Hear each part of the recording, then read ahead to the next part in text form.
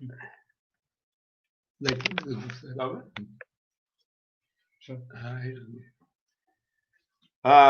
morning, everybody. Namaskaram, Namaskara, Vanakkam. Or today again we are meeting together. Yesterday there was a 74th our Independence Day ceremony at New Delhi. Remembering that we became independent from British. No, I think that no. British has gone after getting the independence to India. But black British are remained in India. British means not a race of human being.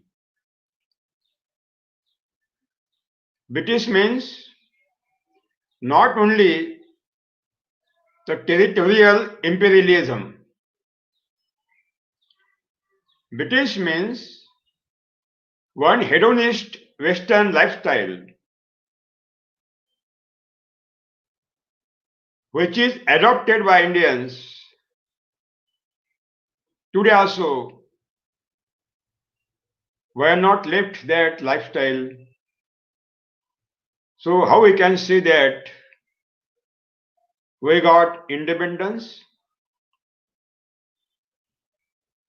Since morning to night, morning you utilize brush and paste. It is not an Indian lifestyle. It is a European lifestyle, British lifestyle. You are utilizing, but you are promoting nationalism, Swadeshi, by utilizing British lifestyle. How we can say that we became independence from British? After mouthwash, you are taking tea. Before British came in India, nobody was taking the tea. No. There was no single plant of the tea in India. Taking tea is the British lifestyle. But you are taking tea, speaking Swadeshi, nationalism, and drinking tea. It is a British lifestyle, hedonist. How we can claim that we became independence? After tea, you are utilizing brush, shaving brush and shaving lotion for shaving. It is a European lifestyle, not Indian. Today also you are utilizing. How we can claim that 15th of the August 1947 we became freedom? Free from British imperialism? How we can say? And after shaving, you are taking the bath. And you are utilizing soap. Before British came in India, nobody was utilizing soap. Nobody was utilizing. It is not Indian lifestyle. It is a British lifestyle, Western lifestyle. Today also you are utilizing soap for bathing. Maybe India became independent, but you yourself became British. I don't accept the truth that we became independent. No. After taking bath, you are utilizing cosmetics, snow powder. Before British came in India, nobody was utilizing snow powder and cosmetics. No. Only they were utilizing the cream of the milk and turmeric powder. And heavy black soil. That was enough. So also, Indian women were very beautiful in the entire world. Now you're utilizing cosmetics every day. How we can claim that we became independent? We are slave. We can't deny that we are not slave. After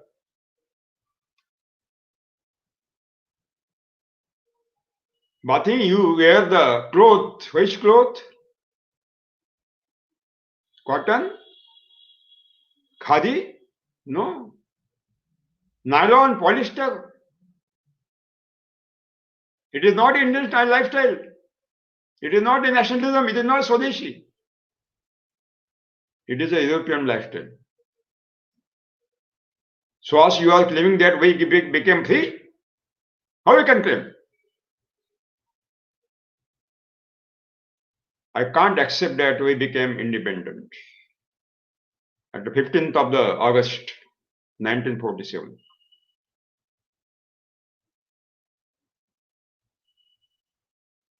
And after wearing the cloth, you take the dinner. Which type of dinner? Chemically grown? Organically grown? Is it an Indian lifestyle? Before British came in India, nobody was eating the chemically grown food and nobody was eating organically grown food. This chemical farming and organic farming, 100% it is a European lifestyle. Technology, not Indian, not Swadeshi, not nationalism. So also we are claiming that we became independent on 15th of the August 1947. It is total wrong. We never become independent. No. Only British race has gone. Let India. Black race is existed to become 100% British. Adopted entire lifestyle of the European countries. And this is the source of exploitation of Indian economy, rural economy, and natural resources like soil, water, environment, biodiversities, energy, time, and space.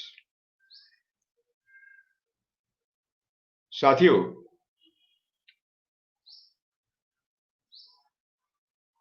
nobody is speaking in Hindi, English in India, in his home,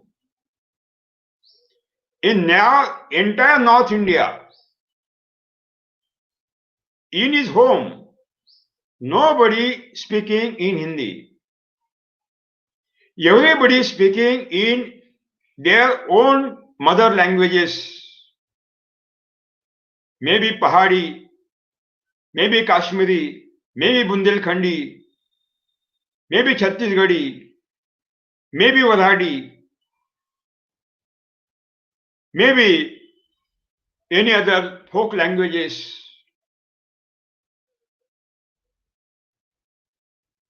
Audhi, but nobody is speaking Hindi.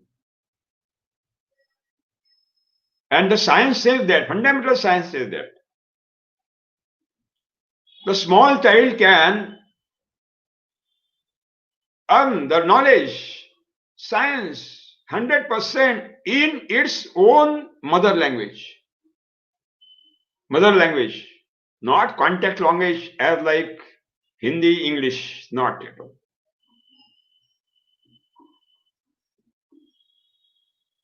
And now we are finishing our mother languages, biodiversity of the mother languages.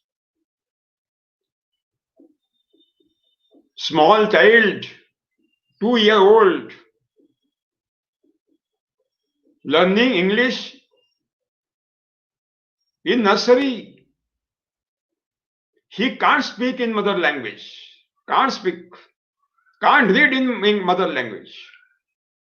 He doesn't know what are the specific words in the mother language. He speaks in English. We became independence 15th of August. Can you claim? Can you prove it? British race has gone, but black British is existed in India. Everything we have lost, which is state 100% Indian, everything is lost.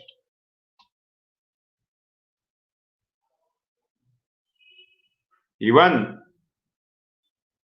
what are the agricultural technologies promoting by Government of India, state government and agriculture universities and Department of Agriculture and NGOs? Chemical farming? No Indian farming technology, foreign technology. Organic farming? 100% foreign technology, Videshi. No Indian, no Swadeshi technology.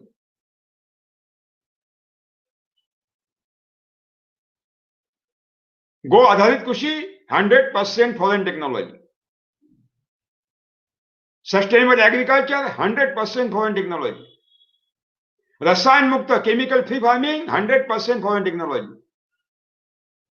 Rasayan Mukta natural, 100% foreign technology. Compost, 100% foreign technology. Vermicompost, 100% foreign technology. Biodynamic, 100% foreign technology. EM solution, garbage enzyme, 100% foreign technology. Waste decomposer, 100% foreign technology. And these all foreign technologies are promoted by governments, NGOs, social organizations, spiritual organizations, and farmers movement leaders. How we can say that we became independence on 15th of the August 1947? No, not at all. No. We are not independent. We are slave. We are slave.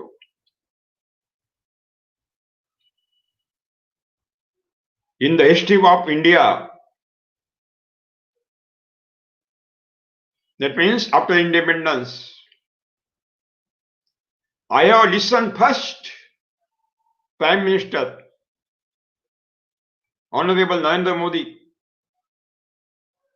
taking the oath, Atmanirbhar Bharat, self-reliant India. This is the first Prime Minister in the history of India.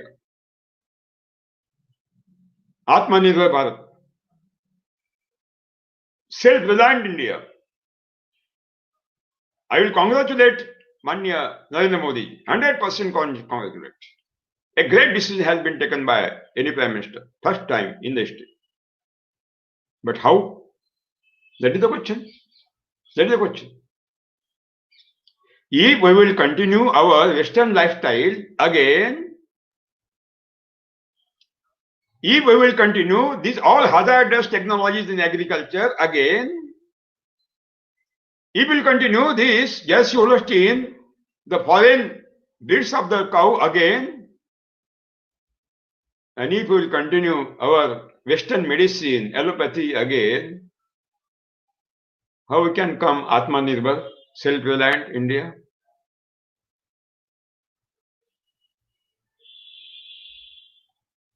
Modi ji wants, but system will oppose definitely. System will oppose definitely. So for that purpose, maybe, maybe some restrictions will be done by existing system. But to become self-reliant India, it is very essential to support this decision by mass movements. Mass movements. Without mass movement, it will not happen. Will not become success. And by passing the law in the parliament or amending the Constitution of India, social reformation cannot be done. Social reformation and system transference cannot be done. History says, lot of evidences in the history. Social reformation and system transformation have not been done by any power. Only can be done by mass movements. So it is very essential to support Honorable Modi ji by mass movement, because every decision may be taken by government, may be followed by bureaucracy, but the decision will be taken the common man. Decision will be taken by common man whether I have to accept or not. Common man should be in the center point, in the center of the Atmanirbhar Bharat campaign, self-reliant Indian campaign. It is most essential. British race has gone, but British has not gone. British power has gone, but British system has not gone. Today also, India is coming under that British system, European system, Euro-American system. And that system was called territorial imperialism before First World War. And after Second World War, that territorial imperialism was converted into economical imperialism. प्रादेशिक साम्राज्यवाद की जगह पर आर्थिक साम्राज्यवाद की नींव रखी गई. ये क्या इतिहास है? What is the history? After independence, some programs are adopted by Indian government.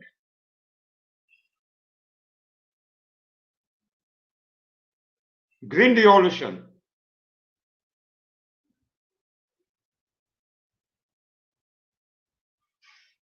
Definitely, it was a need of the time. No doubt, we accepted it. But today, now problem is that whether we have to continue chemical farming or not.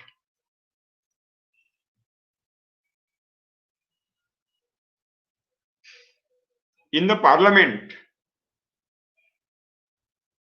the first Prime Minister of India, late Honorable Jawaharlal Nehru ji, has given the statement in the parliament that we are accepting the Green Revolution as a policy because we are hunger, we are not sufficient food for us. So to become self-sufficient India in the food production, we have accepted this Green Revolution. That is the correct decision. That was the correct decision of Pandit Nehruji. No problem. I accepted. Always I accepted. Every time. Because it is the need of the time. It was the need of the time.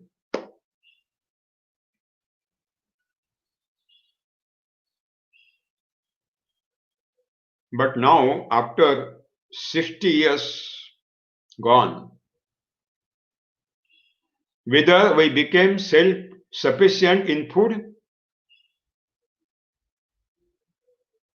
let us investigate.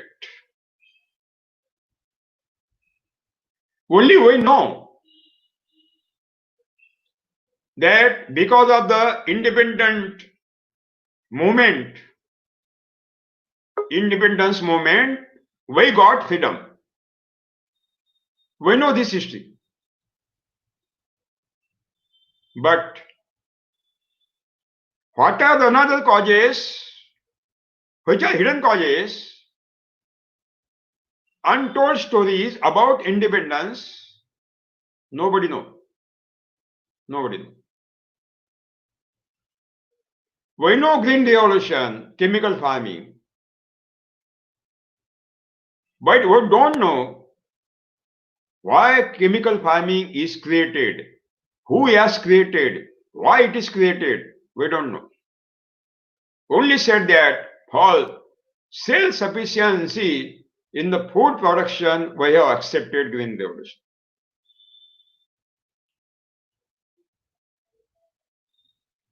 The Indian Constitution has given the right to every Indian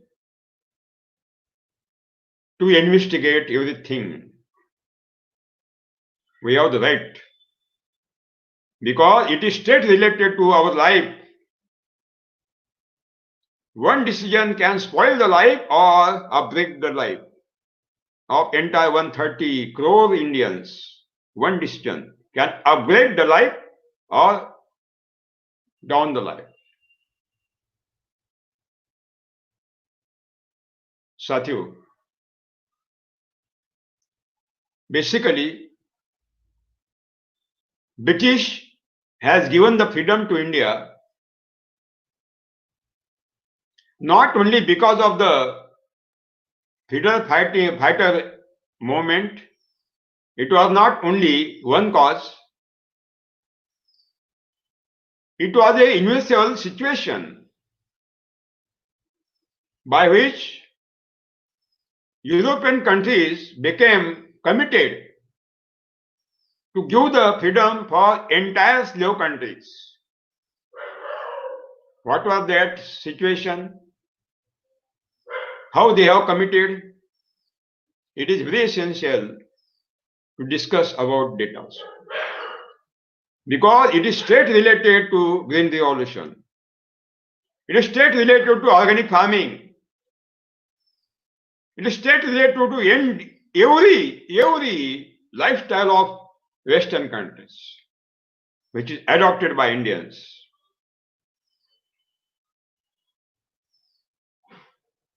Basically, when European countries were in the first stage of civilization,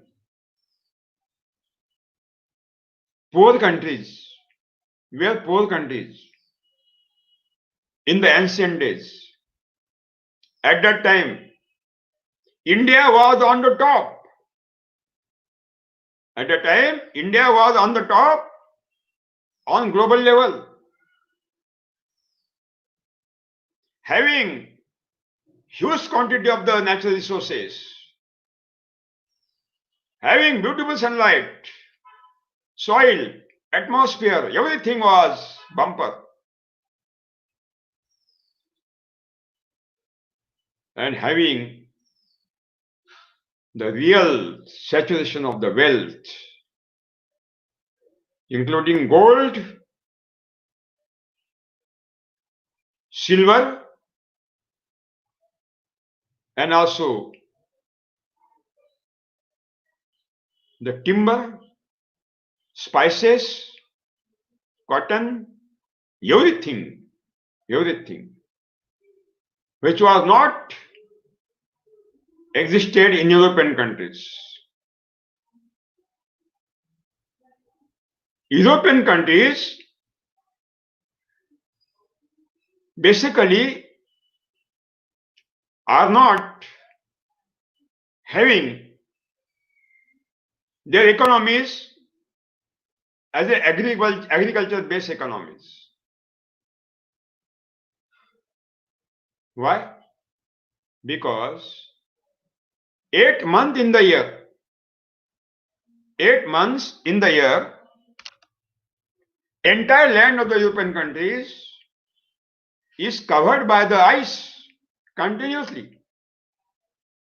Severe cold, below 0 degree centigrade temperature, dense cloudy weather, no sunlight, no photosynthesis, so no crop.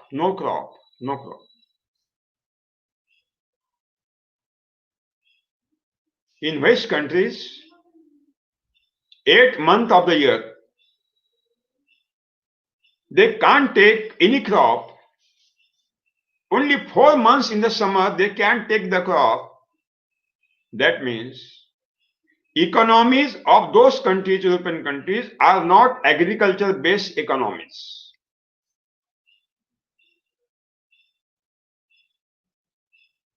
But European country heard about India since ancient days, before 3000 years ago. Indian culture is the best culture in the world. India was saturated throughout the world by its culture, philosophy, and algebra, science also.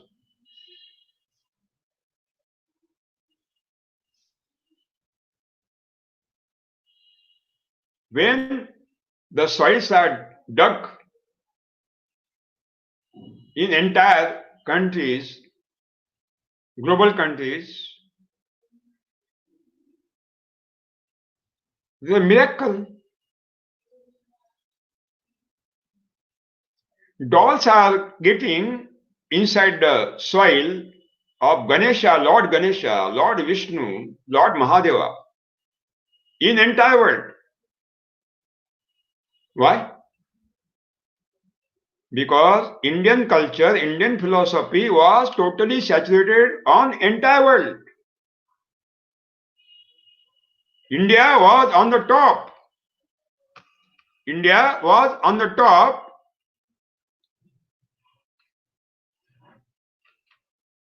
of the development of the civilization.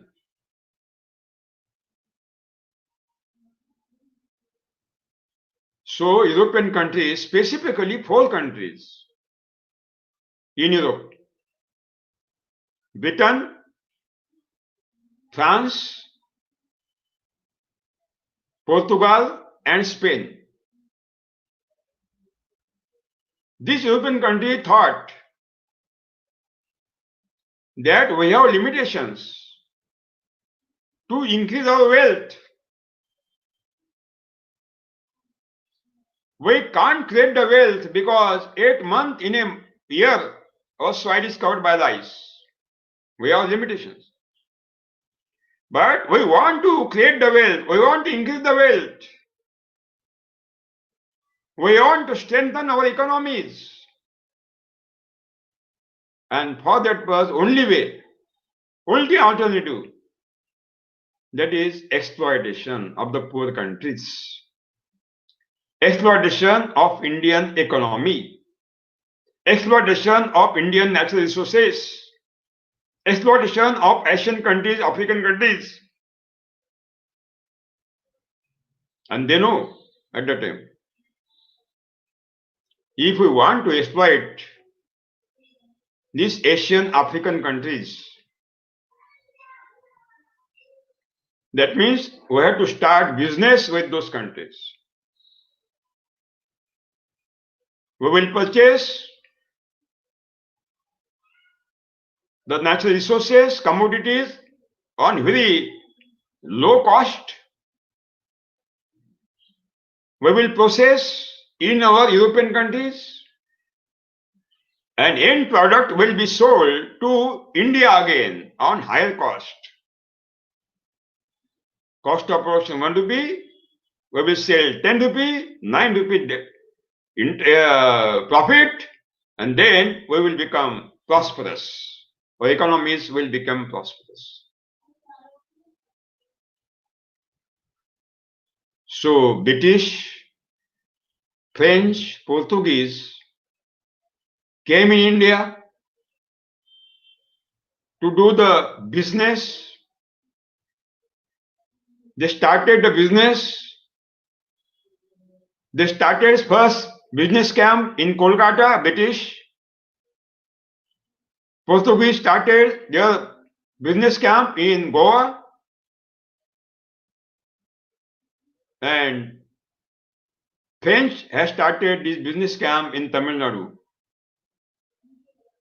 Pondicherry. They met the kings, variable kings of India. They request, sir, we came from only business. We have no other any hidden agenda. We will purchase the commodities, spices, cotton, teak, and all other commodities, and we will go back. Because in our countries, there is scarcity of these natural resources. The Indian kings accepted that request, and this European country started business in India. Spain has not come in India. Spain has gone to Latin America and African countries to take the business, to start the business. While business campaign, when Indian kings found that seen that these British are coming in India, they are purchasing raw material very cheap cost, and they are coming back to sell their commodities on higher cost. It is the exploitation of Indian economy, my kingdom economy. So Indian kings started to restrict in the business of these British, Portuguese, and French campaigns. Ultimately, European countries thought that if these kings will restrict us, how we can exploit Indian economy? How we can continue our business? So British, Portuguese, and French also. French was very late, but British and Portuguese started to interfere in Indian politics. Because at that time, all kingdoms in India were fighting to each other. Continuous fighting. 10 months in a year, continuous fighting, continuous battles.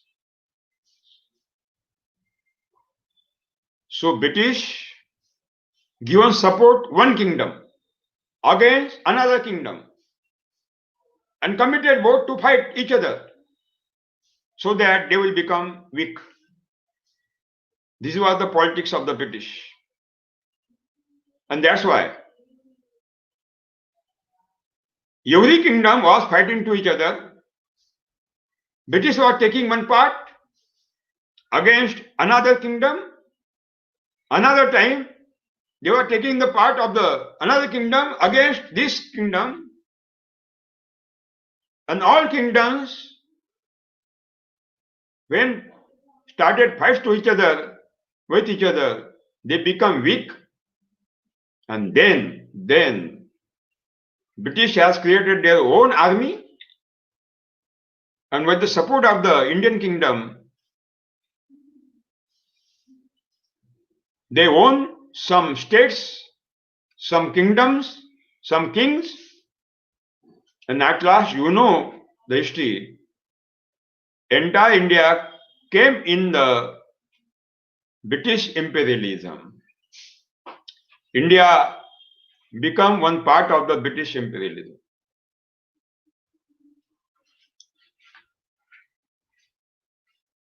साथियों, one half of the global kingdoms came under British imperialism. So many nations came under Portuguese kingdom. So many kingdoms from Asia, Africa, Latin America came under Spanish kingdom.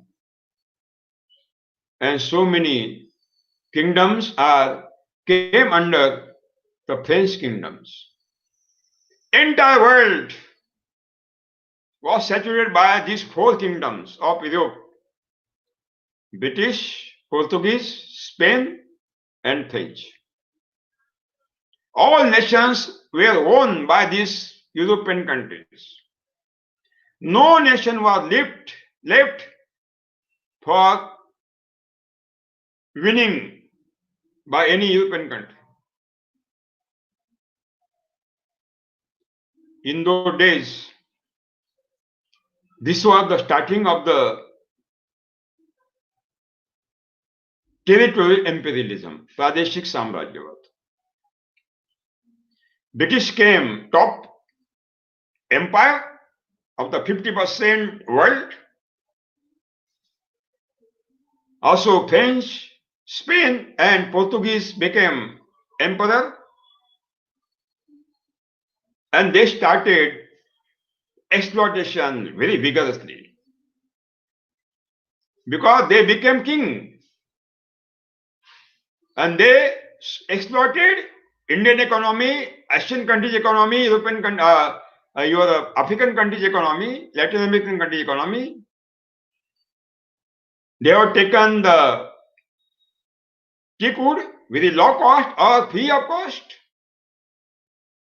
They have taken the slave from African countries free of cost. Spices, very low cost. Cotton, very low cost.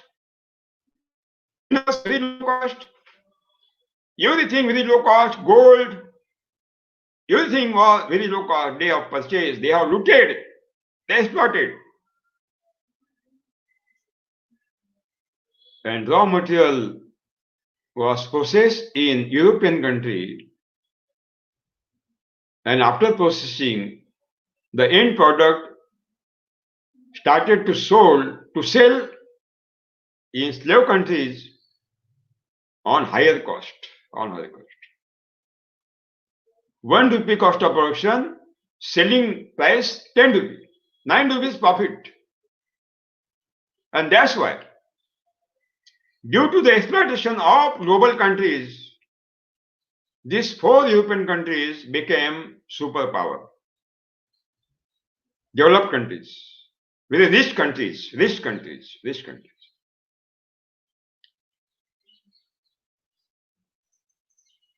But at that time, some European countries started to think about the richness of British Empire, French Empire, Portuguese Empire, and Spain Empire. Those countries who started to think, major country was Germany and Italy.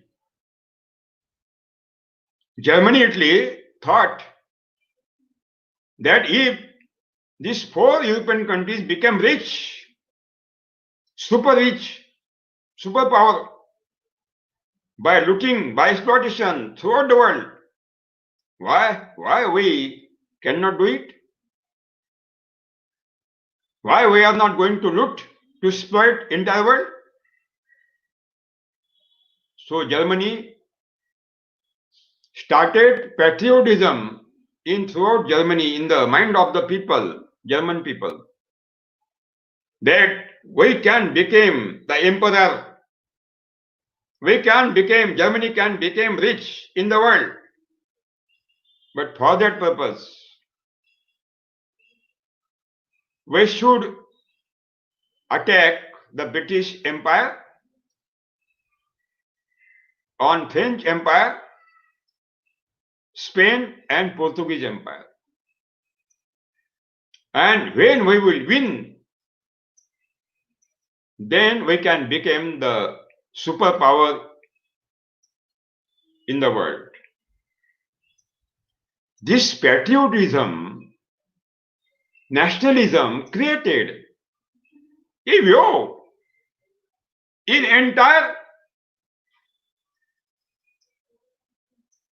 Germany and Italy. We can do it, we can do it. Why not? We can do it. We can become superpower. We have to prepare.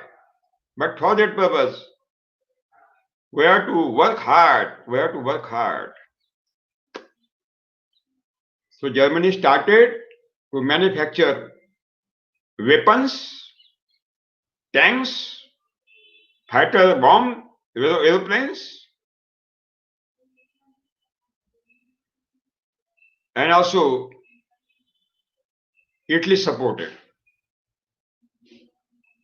In 1916, 17, 18,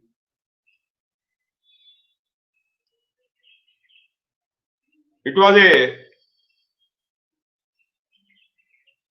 very dangerous time in the global history when Germany attacked with the help of the Italy on British Empire ship, French Empire ship. And that was the First World War started. But in the First World War, Germany was defeated. British and French were won the First World War. It was a great insult of German people. To defeat was a great insult of German people. So patriotism again boosted in the mind of the German people. No, okay, we defeated, but we will try again. We will try again. We have to own the world. We will become emperor, superpower. Again, nationalism, patriotism was created in the mind of the German people.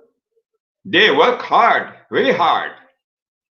They prepare themselves for Second World War.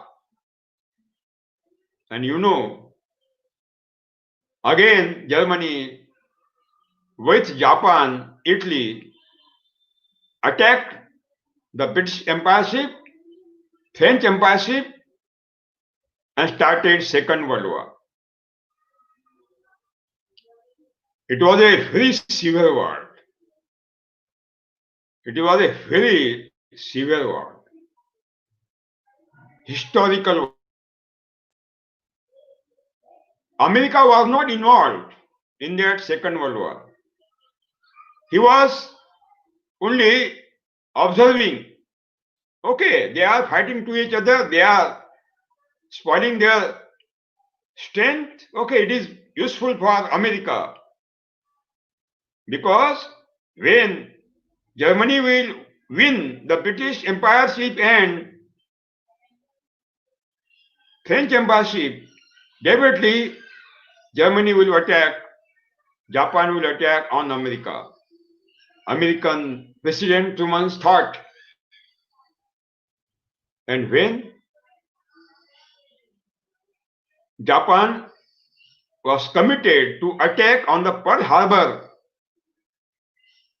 Navy space of America, very bold attack was that done by Japan. 300 American airplanes were totally finished. Thousands of the soldiers were finished. And then American President Truman has taken the decision. If we will not stop this Germany and Japan, we are going to win this battle, Second World War. Definitely they will attack America. Definitely. So American President Truman had taken the decision that we have to take the strict action against this Germany, Japan. And as a result, 6th of the August 1945, 6th of the August 1945, morning 8 a.m., American bomber aeroplane came on Japan and guided atom bomb on Hiroshima city, morning 8. And because of great explosion of the atom bomb, in only Hiroshima city, 170,000 people died in one day. Within 6 hours, entire wealth was totally destroyed. It was a mega city, industry city was totally spoiled. And when America has seen the death, the great destruction, they came again committed to add second atom bomb on Nagasaki. And there was a great destruction on Nagasaki. 6th of the August 1945 was that date, historical date, that in the history of human being, first time atom bomb was used by America, an entire world history was changed, an entire world geography was changed. And that was the event which was finished. Territorial imperialism वो ऐसा क्षण था कि प्रादेशिक साम्राज्यवाद खत्म हुआ and started new economical imperialism, और उसी क्षण आर्थिक साम्राज्यवाद की नींव रखी गई.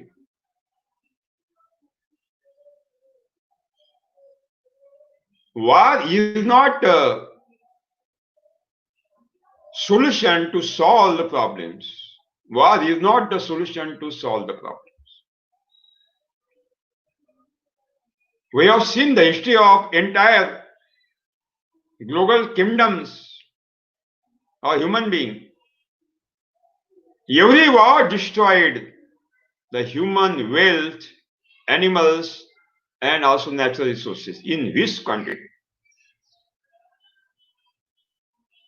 In Second World War, millions of the people who had died, or both winner and defeated countries. Both. A mega cities were totally destroyed, or both winner and defeated countries. Both.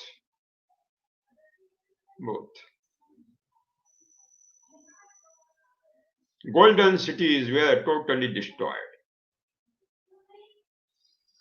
became centenary. A huge destruction when saw by the philosophers of European American countries. Then new seminars started throughout the world that if we want to exploit the poor countries, whether it is essential to fight to each other, because we are seeing that maybe winner, maybe defeated countries, we all have lost our wealth in huge quantity. Cannot be returned back.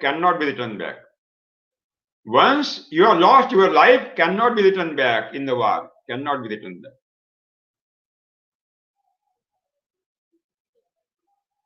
And then European countries and America, Russia, and defeated country, Japan, Germany, came together. They discussed. And then they have taken the decision. They have taken the decision. What was the decision? Number one, no one, any European country will attack another European country. In the future, no one, any European country will attack to another European country. Second, no any European country will attack America. No America will attack on any European country. No any European country will attack on Japan. And Japan and Germany will not attack any other European or American country. And Japan and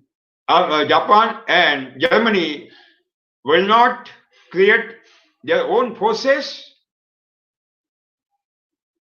Not at all. And when these conditions were accepted by all European countries, America, Japan, then again they thought in the meeting, if we want to exploit entire poor countries, not necessary to rule those countries, not necessary, because we are ruling those countries are under our imperialism. Only our aim was to exploit their natural resources so that we can become a rich country. But if any system we can create by which we can give the freedom to India, freedom to all African and Latin American and Asian countries, we will give the freedom. Okay, you establish your own power, but on one condition, We will give the freedom to India. We will give the freedom to all Asian, African, Latin American countries on condition, only one condition. You have to follow our economics. Capitalism, you have to follow. Our exploratory system, you have to follow. Then we can give the freedom, otherwise no. And all slave countries accepted this condition. Okay, we will accept the economical imperialism, Western economics, capitalism, definitely. And then this universal exploiter system has given the freedom to slave countries. Before India was becoming free country, before 15th of August 1947,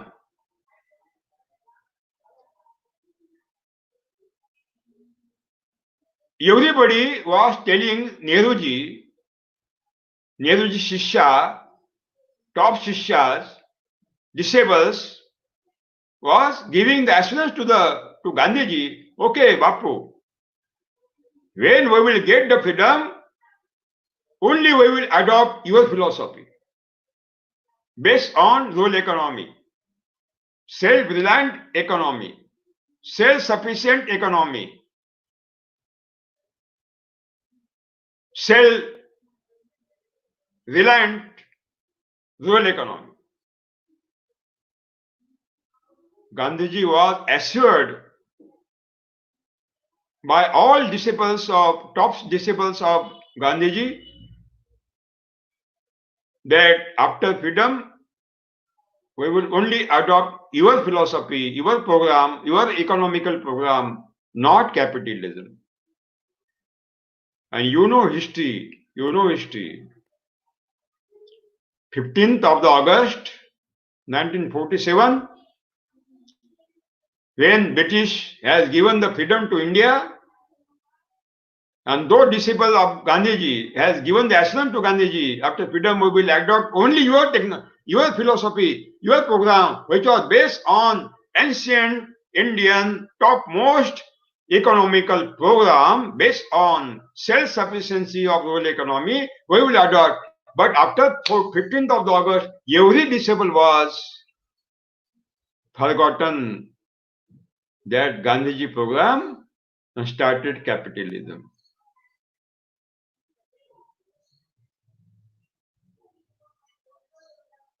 Gandhiji was forgotten by his disciples. It has happened in the past also. It has happened in the past also. It was not the new event. It was not the new event. Gautam Buddha was a prince, and he has seen in kingdom what a poverty in the people, what a sorrow, what a problems. Our people are not having any pleasure, joy. They are exploited. And Prince Gautama started the social reformation in his kingdom, started system formation, but totally become failure. Because he was thinking that by means of the power I will change, I will reform the system, but not become possible. At last, you know the history. Gautam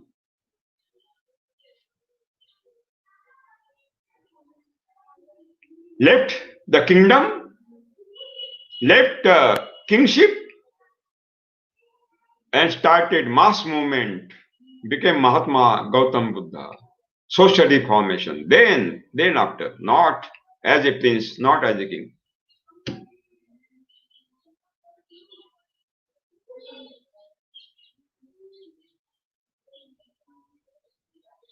It has happened with Karl Marx also. Karl Marx was thinking that the revolution will be done by the farmers, not by workers. Karl Marx was thinking. A great revolutionary, Karl Marx, great revolutionary. Karl Marx thinking that the entire wealth of country will be distributed in same quantity to all people. Communism, Samyavad. But when Communist Party based on Marxism, Karl Marx disciples have taken the power in hand in Russia. You know, revolution was not started by the farmers, but farmers were killed because the power has taken all wealth, all land from the farmers, nationalized. All land was nationalized. The government became the main owner of that land, and millions of the farmers were killed or suicided. The first dream of Karl Marx was totally abolished, finished. That revolution will be done by farmers, not revolution was done by the workers against the philosophy of Karl Marx, against the philosophy. Even communist government have not distributed the wealth in the people in same quantity, not at all. But government became the owner of the wealth of that nation. total Karl Marx philosophy was become failure. Later on, China adopted Marxism. You know history. Now, in entire world, there is no single model of Marxism is existed in entire world on the principle of the Karl Marx. No, not at all. Not. Why? Because Karl Marx has committed again one mistake. He thought that by means of the power he can do the social reformation and system transformation, was unable to do it, That is the history. That is the history.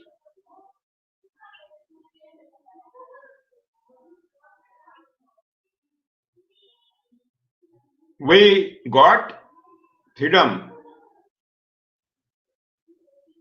and there was a 90 years old history of your freedom fighting movement. Since 1857 to 1947, there were two streams in the movement. One was based on violence, led by Tatya Tope, Nanasaheb Peshwa Lakshmibai, Rani Lakshmibai, and Shahid Bhagat Singh. It was a violent movement under this independence movement. Another was non-violent movement led by Mahatma Gandhi. Both streams were going simultaneously.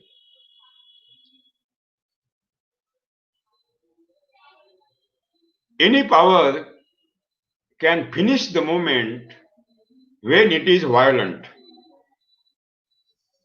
by weapons. It is very easy to finish any movement which is violent movement, and any power can finish that movement by the weapons. It is very easy. But non-violent movement cannot be finished by the weapons. It has happened in Indian independence freedom movement led by Gandhiji, Mahatma Gandhi. The first batch of the freedom fighters came forward. In the front, the police with the weapons, guns they are having. And freedom fighters in hand, no, only Tiranga, no weapon. They come forward with full chest. They know, they were known that they will be killed. But so also they are coming forward. And they are killed. They are killed. Again, second batch was coming. They know that they will be killed. But they came forward. Without weapon, non-violent movement. What a great power it had. What a great power. Superpower, world empire, British cannot finish the movement. Could not finish the movement. Because violence can finish the violence. Violence cannot finish the non-violence. Not happened in the past history of human being. Not happening.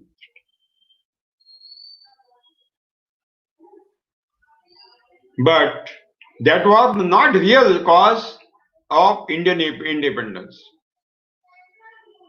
The real cause was that after Second World War, the European countries, America, Japan, Germany has decided not to fight with each other, and we can exploit by our economics on the condition to accept our economics.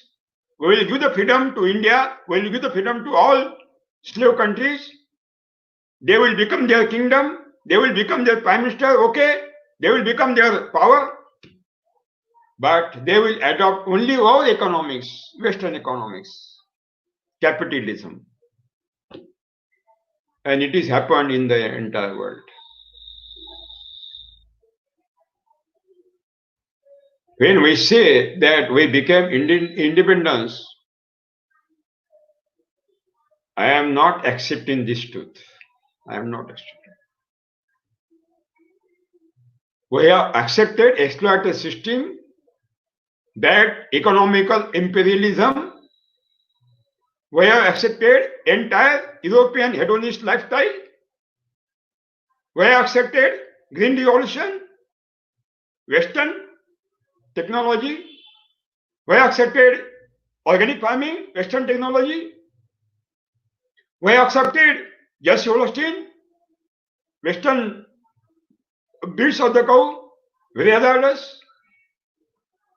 We have accepted the Western medical science, allopathy. Everything we accepted. That means we can say that we become independence mode. I will not accept that we become independent. No.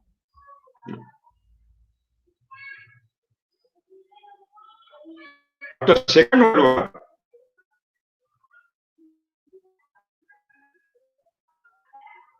when the winner country,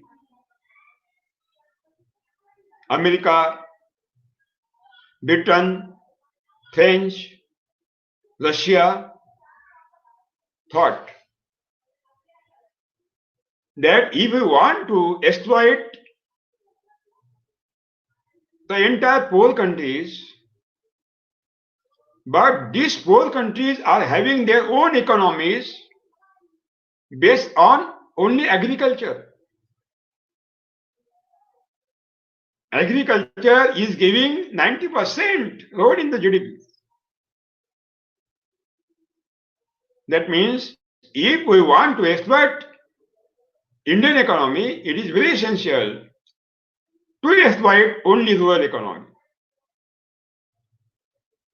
agriculture-based economy. Then we can exploit India without becoming ruler. Without becoming ruler. Then they have studied well about the structure of the rural economy in India, Indian agriculture, mentality of the farmers, and they found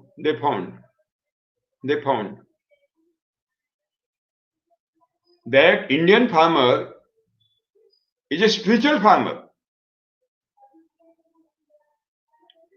spiritual minded.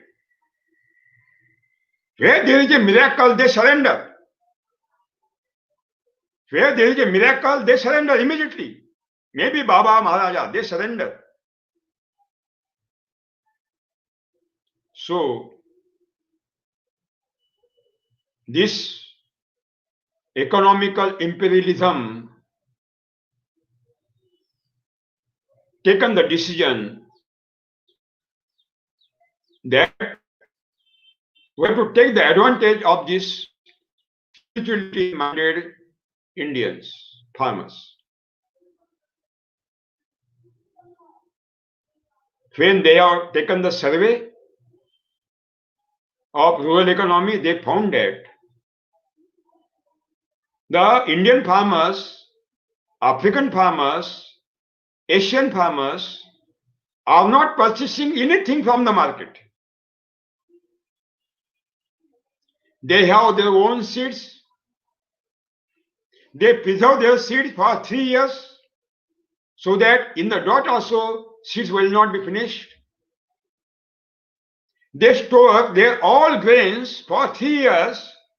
They are not utilizing the grain for 3 years. After 3 years, they will utilize so that they can fight with the drought. And they preserve their fodder for 3 years. So they have established their system to fight with the natural calamities like drought, continual drought. And Indian farmers are having local seeds and their own traditional indigenous farming system which is based on cow dung manure. They are utilizing local seeds, but local seeds are not giving more than 2 quintal per acre production. Maximum 3 quintal. Maximum 3 quintal. In the fertile land, 50 kg to 2 quintal, what was the average? Very low production they are getting. So they are committed to take the loans from the money lender. Continuously, every farmer are committed to take the loan from money lender in India, in entire Asian countries, entire global countries. Because of the low productivity, not availability of the cow dung manure. They have seen, if this Indian farmer are surrendered where there is a miracle, chamatkara, namaskara, if we will give new seed to the Indian farmer, which will give miracle result, miracle production, 20 quintal per acre, then definitely, as per the mentality of the Indian farmer, they will surrender, they will purchase, they will commit to purchase. So, I will give now new name to this exploitative system, universal, invisible exploitative system. They thought that we have to create the new seed, hybrid seed. At that time, there was a great scientist, Norman Borlaug, Liebig, Justus Liebig. And Liebig theory was very popular in European country. Liebig claimed that nothing is existed in the soil. No nutrient are existed in the soil, number one. So, we have to use manure, fertilizer externally. It is very essential, otherwise you will not get the production, number one. And second law of the Liebig, he claimed that if there is a deficiency of any nutrient in the soil,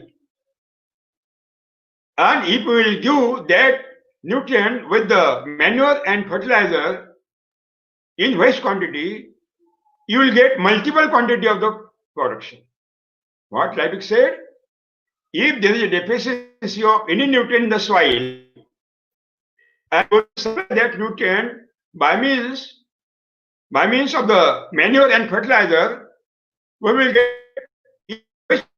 that nutrient, we will get multiple quantity of the production. As per the Liebig theory, if you are utilizing and you are getting 10 quintal of the production, as per the Liebig theory, if you utilize 10 quintal of the urea, 10 bag of the urea, you have to get 100 bag of the production. Multiple quantity. Ratio. But what is our experience? Brothers, sisters, you know your experience? Due to this chemical farming, in the first 10 years, we were getting no problem. We were getting best production. But later on, after 85, the number of the bags of the urea was going up, increased, and production bag was coming down. There is a great deficit. Liebig said that if you utilize 1 bag urea and you will get 10 quintal of the production, then if you will utilize 10 bag urea, you will get 100. But what is happened? You are giving 10 bag of the urea and production is coming 8 bag of the production. That means Liebig is not telling truth. Liebig is telling lie. Why? Because his name is Liebig. Lie means who is speaking lie and who is big lie. So Liebig. His mother was known that this child will speak 100% lie. So she has given the name Liebig. And on this philosophy of the Liebig, Mr. Liebig, Justice Liebig, Dr. Norman Borlaug had developed one technology, and that is hybrid seed. Hybrid seed. New seed, which will give the miracle result. Because this universal, invisible exploitation was known. Very well, they know that he will give the miracle seed, they will 100% surrender and will commit to purchase the seed at any cost. But again, this exploitation system thought that after Second World War, there is a ambition. A lot of huge quantity of the ambition is left. And they have invested a lot of the money in the ambition. And their acids, chemical acids are left after Second World War. They have invested a lot of money. How to came out money? So they thought, they ordered to agriculture scientists that this ammunition can be utilized as a chemical fertilizer to give the boost of the yield by means of the hybrid seed, and this acid can be utilized as an insecticide. And this invisible universal exploitation system ordered to agriculture scientists to develop those hybrid seeds, those type of the hybrid seeds. If you will utilize chemical fertilizers, then they will get the miracle production. Otherwise, no.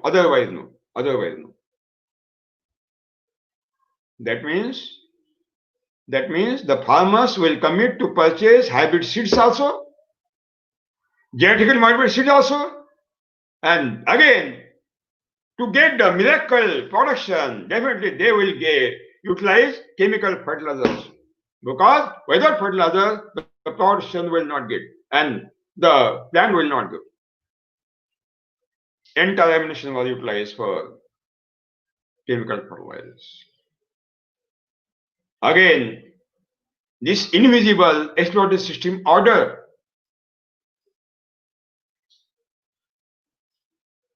to agricultural scientists that you prepare the chemical fertilizer so that in that quantity, in that type,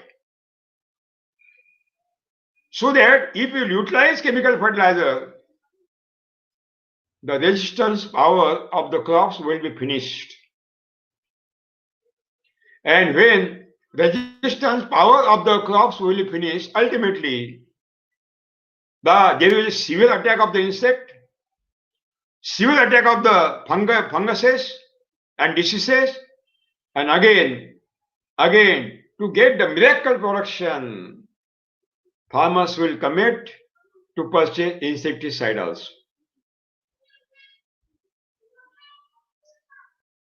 That means to get 150 ton of the sugarcane per acre production, to get 100 quintal of the wheat production per acre, that was the target of Green Revolution, to get 40 metric ton of the fruit production, a great achievement. There was a target, and to achieve that target, a miracle, because when they will achieve that target, they will become rich farmers, they will become rich. that philosophy was introduced in the mind of the farmer.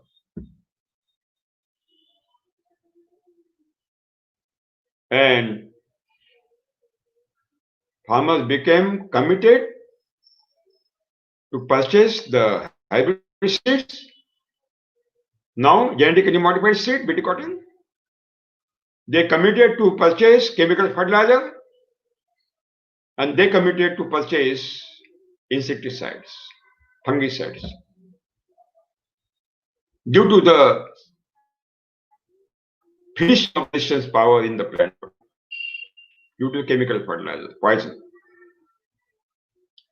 Again, that invisible universal exploitation system seen that Indian farmers are plowing the soil by wooden plow. And very easy to plow it.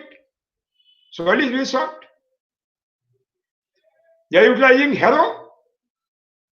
They are utilizing hoe for cultivation. Very easy. Made by only wood. Wood is available on the bund of the farm. A big tree of the bubble, acacia, big tree of the neem, Azadirachta indica, big tree of any other species.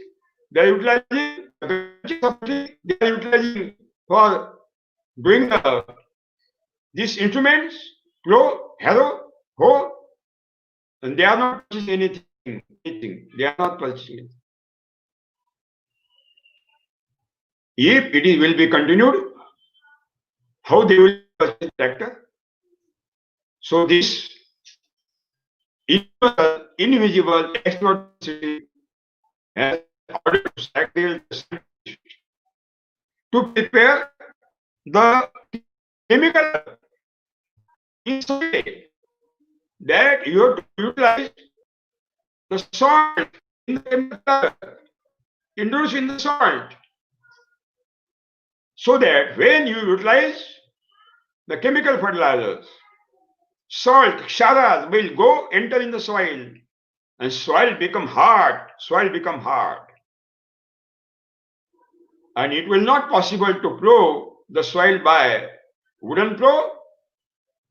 And due to the hardness of the soil, definitely the farmers will commit to purchase tractor and iron, a big 6 bullock driven, 4 bullocks driven the hoes. And one system is established. Next is one green revolution. But somebody has told this exploiter system that Asian farmers, African farmers are very poor. Latin American farmers are very poor. They have no money to purchase the seed, fertilizer, insecticide and tractor. They have no money. If this is the mentality of the farmer, how we can exploit world economy? Exploiter system thought. They have taken the survey. What is the mentality of the farmer? And they have seen the farmers are purchasing elephant also, but not giving money. Only on the promise or promissory note. And this team has taken a decision to take the advantage of this mentality, and they have created the cooperative banks, the nationalized banks, societies, and only we have to give the thumb and you will get the free seeds, fertilizers, insecticides, everything will be given and money also will be given. And one trap was created by this system, and that trap is called green revolution.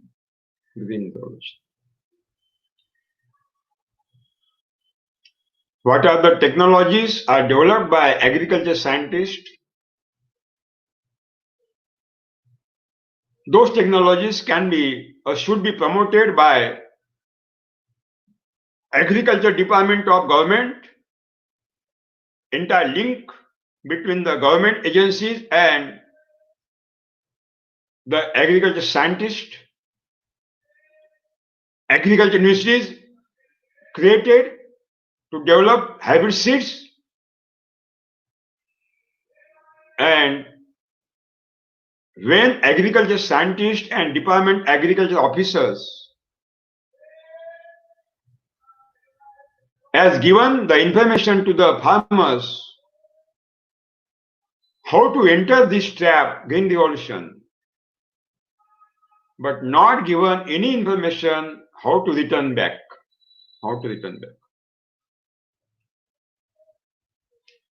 And when Indian farmers saw that we are getting everything free of cost in the first stage of the green revolution, there was a demonstration on the farmers' farm, free of cost, seed free of cost, fertilizer free of cost, insecticide free of cost, everything was given free of cost. And there was a big campaign of the farmers to observe that crop in chemical farming.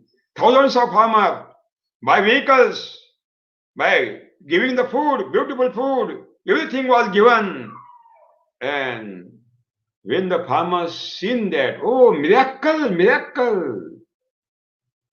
In traditional farming, we are getting one quintal per acre, 2 quintal per acre, but this crop is given 20 quintal, miracle, miracle. And they surrendered, and they thought that we will purchase the seed,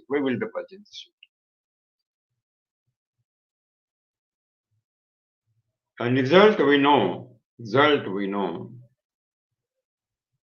exploitation of Indian economy, exploitation of rural economy, exploitation of natural resources,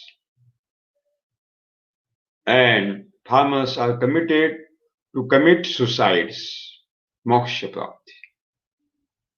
Global warming and climate change. Migration of the rural youth from rural area to urban area for service, for jobs. Soil become barren, youth become barren, impotent, everything is lost. And now there is a great danger of food crisis.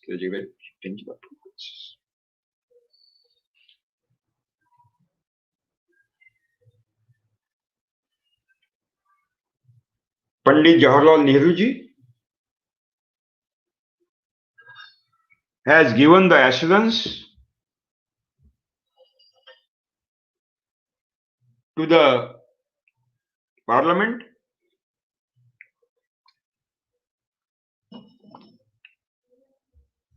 that we are accepting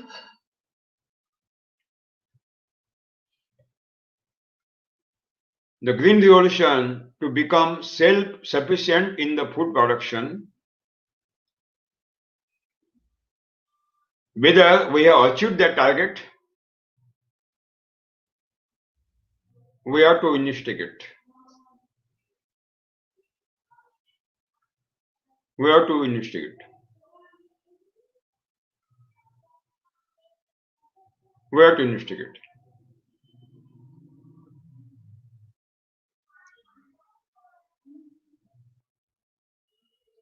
Sathiyo, if we will ask this question to decision makers, governments, and agriculture scientists, that whether we became self-sufficient in food production by Green Revolution, 100%, definitely, immediately, they will react, oh, okay, yes, our nation became self-sufficient in the food production by Green Revolution. Let us investigate whether it is correct or not. Let us investigate.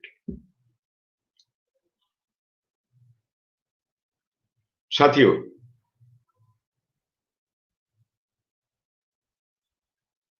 the Indian government is importing millions of the ton of pulses from the international market every year. Why? Indian government is importing millions of the ton of edible oil, palm oil from Malaysia, Indonesia, 80% from Indonesia, 20% from Malaysia. Indian government is importing soybean oil from America, Brazil, China, and other countries. Indian government is importing the sunflower oil from Russia and all other surrounding countries in huge quantity, millions of the ton every year. Why?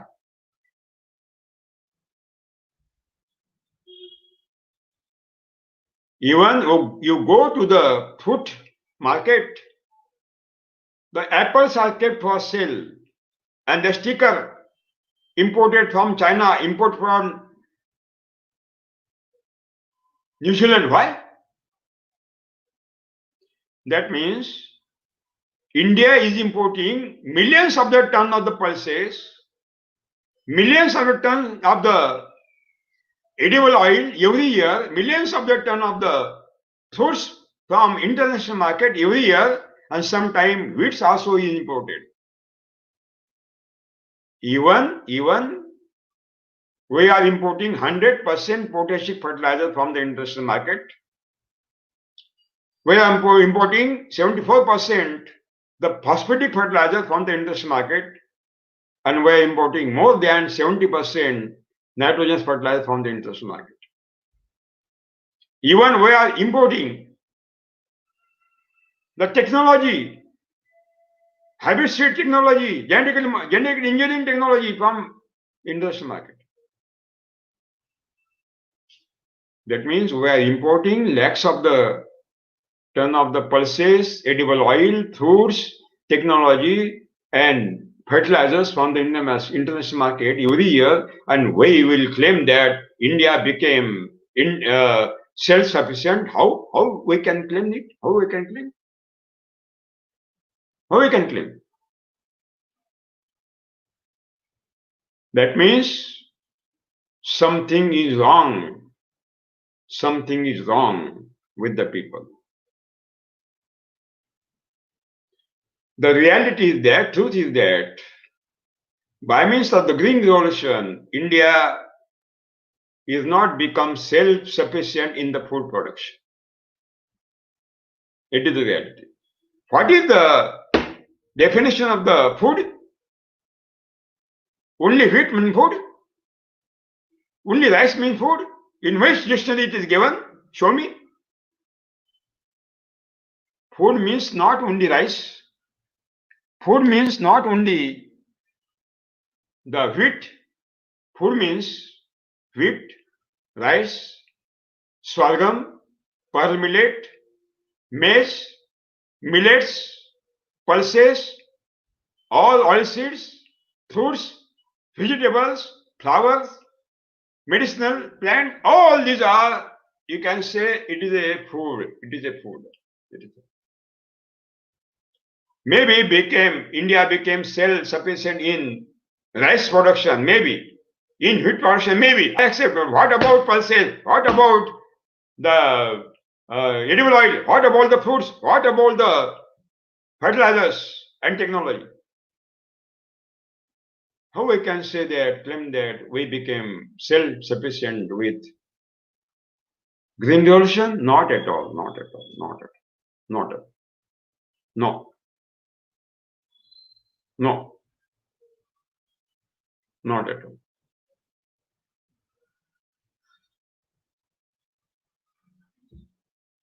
So,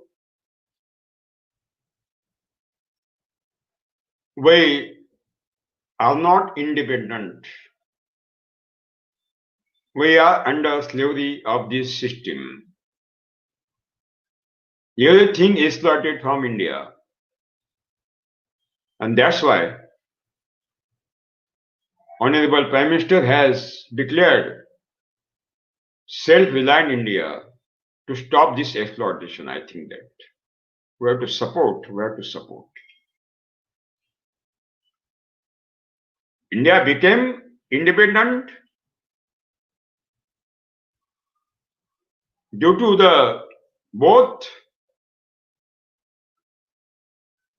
independence movement led by Mahatma Gandhi, led by Subhash Chandra Bose or Shahid Bhagat Singh. No doubt, they were patriotist, nationalist, देशभक्त थे वो, सवाल ही नहीं. अगर कोई उसमें उंगली उठाएगा तो गलत है. It is very wrong. But after Second World War, this new economical imperialism also was responsible for to give the independence. But why? How? We are following everything from British Empire today also, and we are claiming that we are independent. I think of something,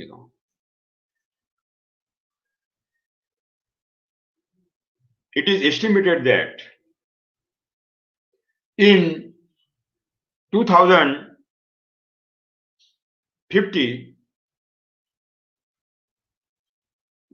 Indian population will become 150 crore or 160 crore. Now we have 130 crore Indian population.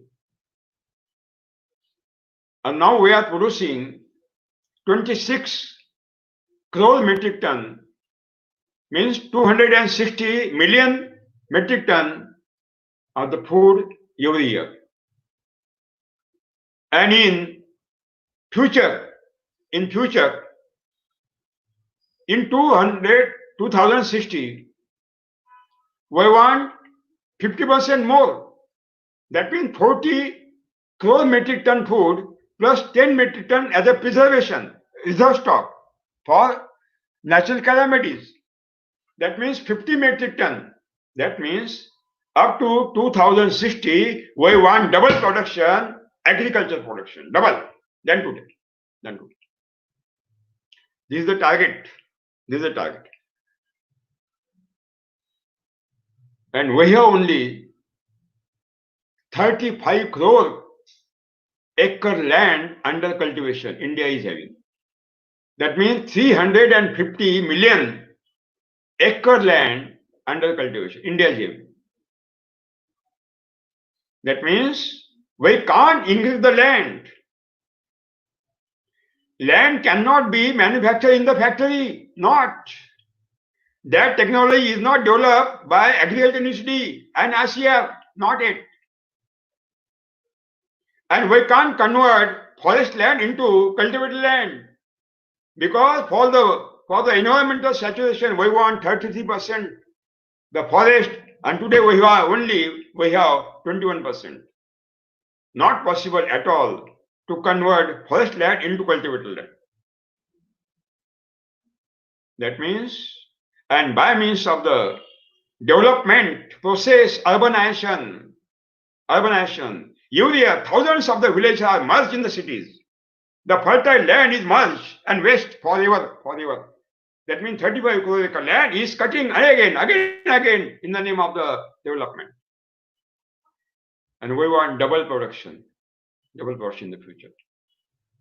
And because of the corona crisis, because of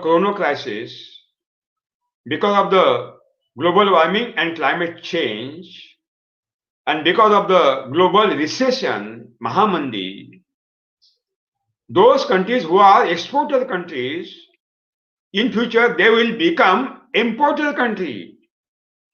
They will not export, they cannot export because of these natural calamities, global warming, climate change, corona crisis, and global recession. Not possible. That means That means India will not get the food from another countries as a imports. That means through this specific 35 crore acre land, 350 million acre land, we have to increase double production. That means if by chemical farming we are taking 10 quintal per acre production, in future we want in same acre 20 quintal, double production.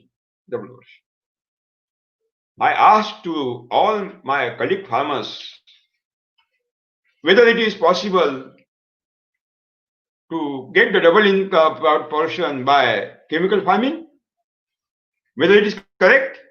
No. I have the figure of every government.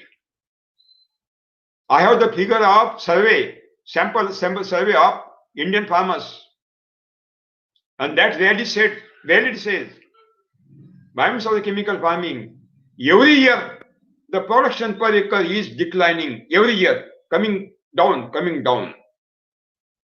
Not increasing. And in organic farming, very hazardous, very dangerous technology, organic farming, farmers do not get the production, Cost of production is high and do not get the production. How we can achieve this double production target? That is my question. That means to achieve this double production, chemical farming is totally useless. Chemical farming is become totally useless. Organic farming is usually useless.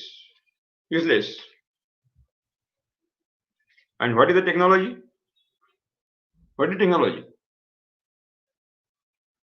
ICR is giving technology, having any technology to give the double production? Not at all.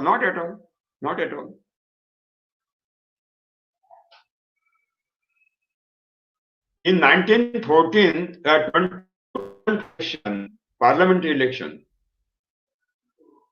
Prime Minister Honorable Narendra Modi has given assurance to Indian people that his party, if his party will be re-elected on the power, he will give double income of the farmer. That promise was given by Honorable Prime Minister to Indian people, Indian farmers. How? Because Modi ji was thinking that we are doing this to the existing. One day give the millions of to universities, ICR every year. This money is coming from the direct indirect taxes. Definitely, ICR and universities will develop some technology which will give the double income to the farmers. Definitely, Government of India thought about it. But after waiting 5 years, since 1914 to 1919, none of the agriculture university and no ICAR has given any technology to the Indian farmers and government which will give double income to the farmers. Not at all. Then again, new election was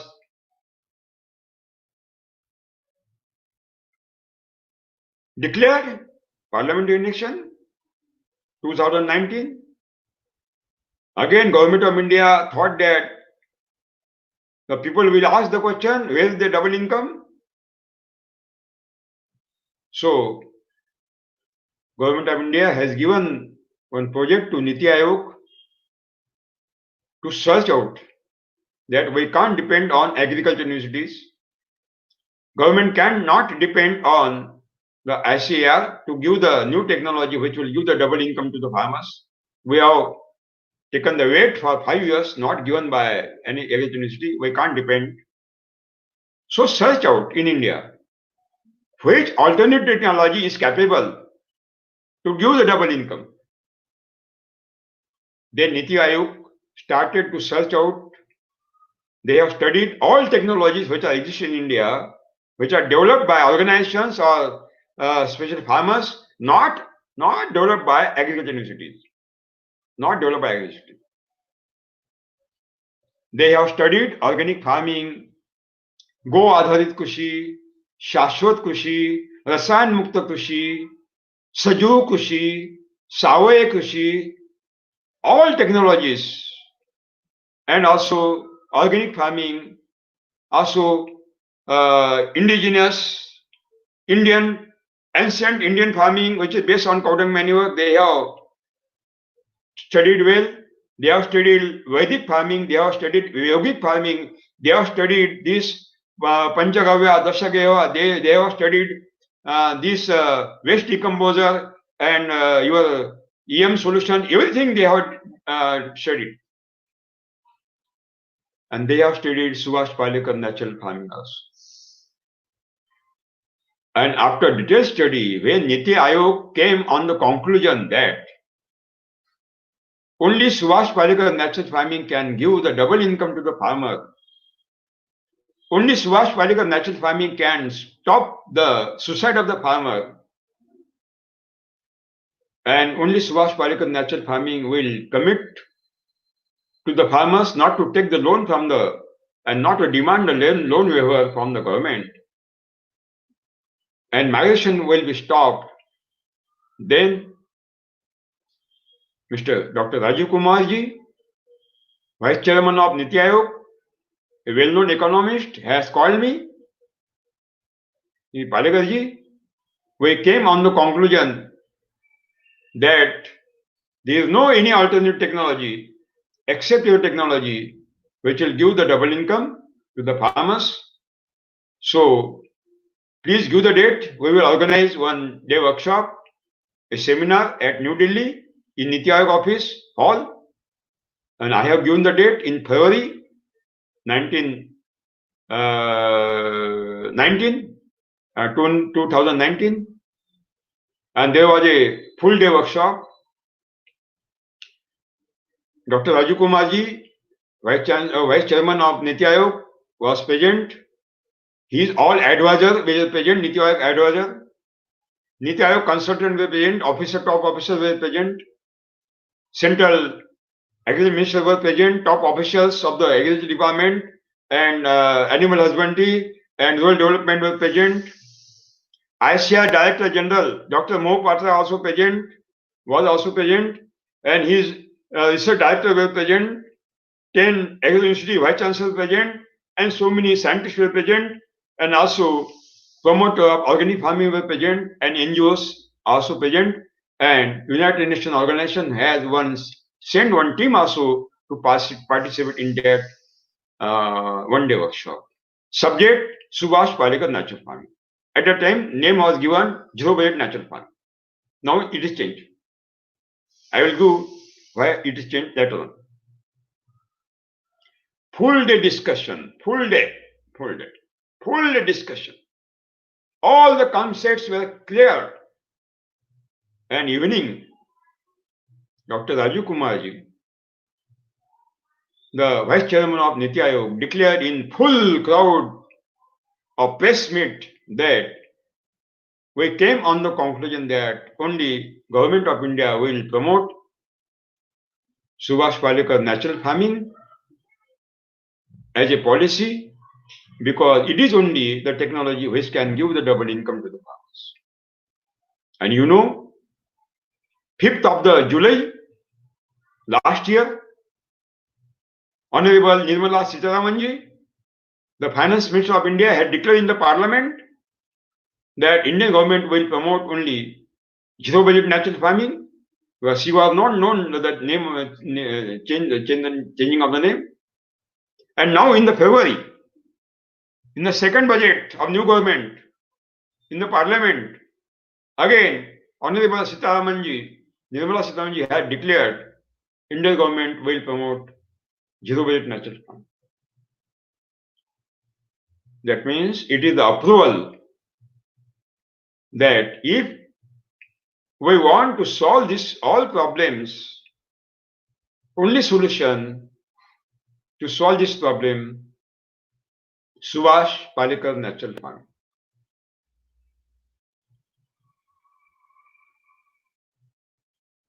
Acharya Devratji, in his Gurukul, Kurukshetra, Haryana, organized my big workshop in his Gurukul. He was not thinking that this technology will give the justice. So he listened personally, 3-day workshop, a huge crowd. He has given entire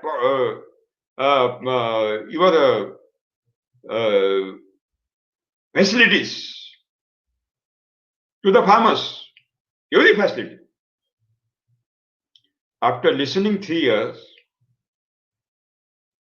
Honorable Acharya Devratji has started Subhash Palekar natural farming in Gurukul in 200 acres. And fantastic crop, fantastic, beautiful production, beautiful production. Then Government of India had deputed Acharya Devratji as a Honorable Governor of Himachal Pradesh. And when Acharya Devratji had taken the oath of the governor as a governor of Himachal Pradesh, immediately he phoned me.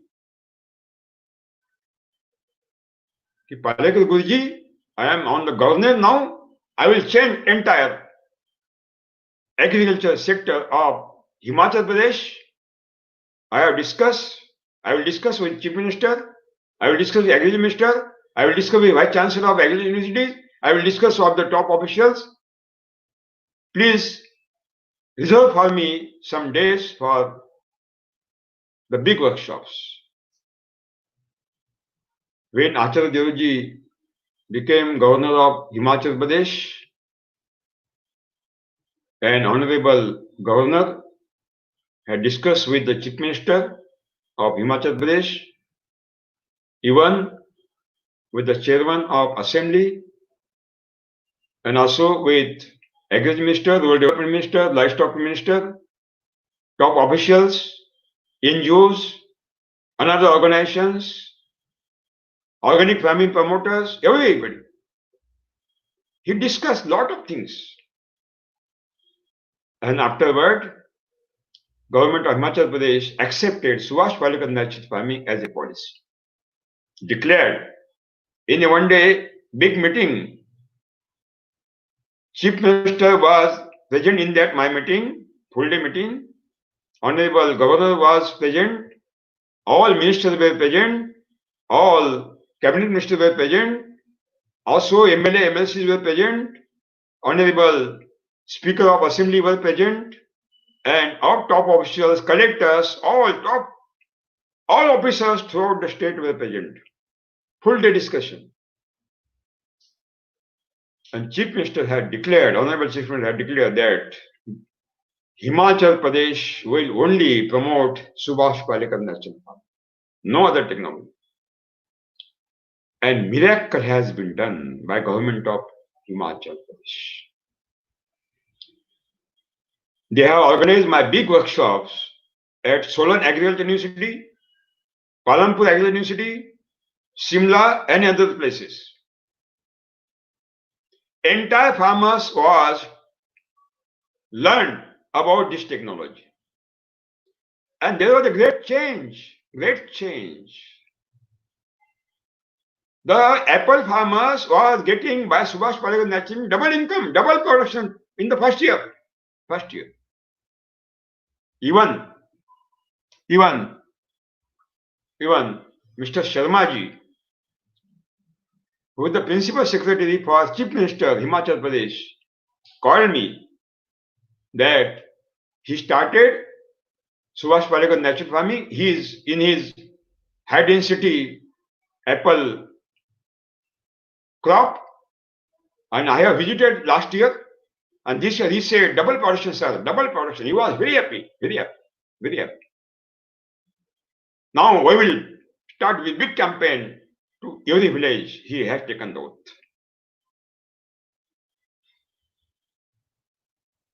When Honorable Acharya Devaji was deputed in Gujarat as a governor, immediately discussed with Chief Minister Vijay Bhai, Honorable Chief Minister, Honorable Agriculture Minister, top official, Agriculture University Vice Chancellor, and promoter of Saju Kheti organic farming, and our Subhash Palekar natural mass movement leaders. He discussed very well. And then government of Gujarat has organized my one-day workshop. And in that workshop, Chief Minister, Honorable Chief Minister was present, all cabinet ministers were present, and Honorable Governor was present, and all top officials were present, all collectors, all SOs, all top officials were present. Full day. 6,000 farmers were participated. Full crowd. And at last, the Chief Minister of Gujarat, Honorable Vijay Bhaiji, had declared that now Gujarat will be only follow Subhash Palekar natural farming. And they have organized my huge workshop. 25,000 farmers participated in my 7-day workshop, inaugurated by Honorable Chief Minister, Governor, and all ministers. And now entire team is following Subhash Palekar natural farming technology. In entire state, Gujarat is totally changed. Now Subhash Palekar natural farming is adopting in every village, every farmer. Then Chief Minister of Haryana, Honorable Chief Minister, has taken the decision to accept this Subhash Palekar natural farming technology as a policy. And we have finalized that we will take a big workshop, we will start this campaign, but unfortunately Corona crisis started. Now only online we are doing in Haryana. Before that, Andhra Pradesh government, Chandrababu Naidu was the responsible person as a chief minister, transfer entire Andhra Pradesh in zero Subhash Palekar natural farming. Entire. He was personally doing that, everything. T. Vijay Kumarji was the campaign leader. And you know, lakhs of that means 6 lakh farmers in Andhra Pradesh are doing Subhash Palekar natural farming. Even our Karnataka team discussed with the Chief Minister, last government, led by Congress and Janata Dal. Chief Minister has organized my one-day workshop at Bangalore, and that government was declared that we will follow Subhash Palekar natural farming throughout Karnataka, and Kerala government, led by Marxwadi Communist Party, that government organized my one-day workshop at Thiruvananthapuram, and that Marxist government had declared that we will follow Subhash Palekar natural farming. Due to Corona, communication is stopped now. That means some governments are coming forward. Some governments are coming forward very speedily to accept and to follow Subhash Palekar natural farming. Why? Because they know that there is no any solution to solve these problems. No solution. So Green Revolution basically is not a revolution. Is not a revolution. Green Revolution is a pre-planned conspiracy to exploit rural economy, Indian economy, natural resources. And you know. You know. When any farmer will purchase hybrid seed from the market, genetically modified seed from the market, chemical fertilizers from the market, chemical insecticides from the market, fungicides from the market, herbicides from the market, hormones from the market,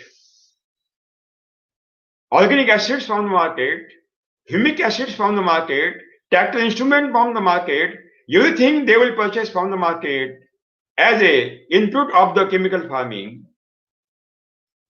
Money from the pocket of the farmers will go to the cities.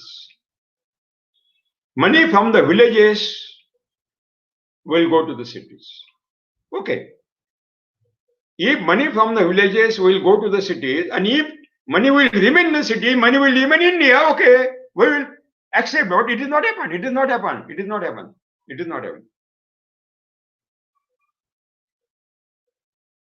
When you purchase the inputs of the chemical farming, money is going from the villages to the cities, to the shops, to the stockist, to the seller of inputs. Only commission will remain in India. Only commission will remain. And rest of the money will go outside India by means of the manufacturer multinational companies. And Indian economy will be exploited, and rural economy is exploited, and natural resources are also exploited. How much money we are losing every year? By means of the hybrid seed, genetically modified seed, chemical fertilizer, insecticide, fungicide, herbicide, tractor, instruments, these acids, everything, and even hedonist commodities. We are purchasing everything from the market, cloth, your everything, medicine, cloth, and your hosiery, everything when purchased from the market, money from village will go to the cities. And in the city, only commission will remain and money will go outside India. How much? How much? How much? Maybe village people purchasing paste and brush from the market, purchasing tea from the market, purchasing soap from the market, purchasing shaving kit from the market, purchasing cosmetics from the market, purchasing nylon and polyester cloth from the market, purchasing jaggery from the market, purchasing white sugar from the market, cloth from the market, every commodity from the market, and money is going from the village to the cities. Money will not remain in the cities, only commission will remain in the city, profit will remain. Entire money will go outside India.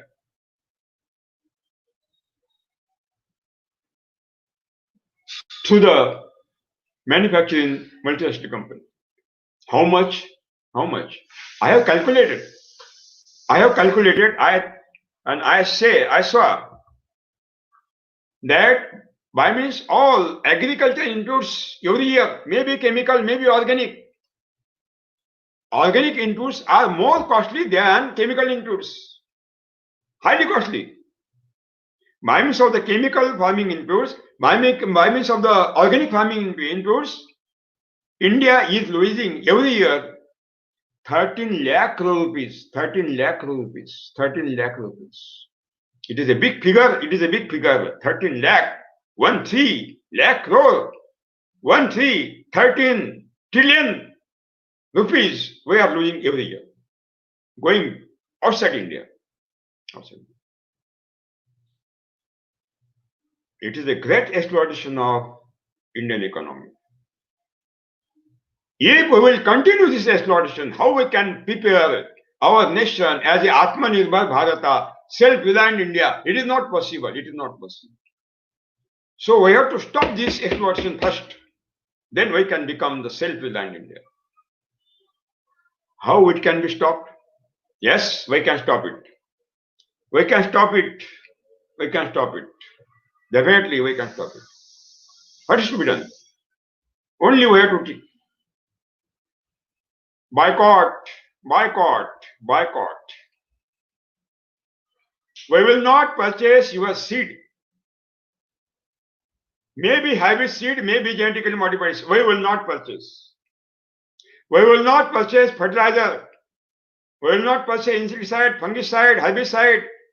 We will not purchase organic acid. We will not purchase humic acid. We will not purchase hormones. We will not purchase tractor. We will not. Nothing will be purchased.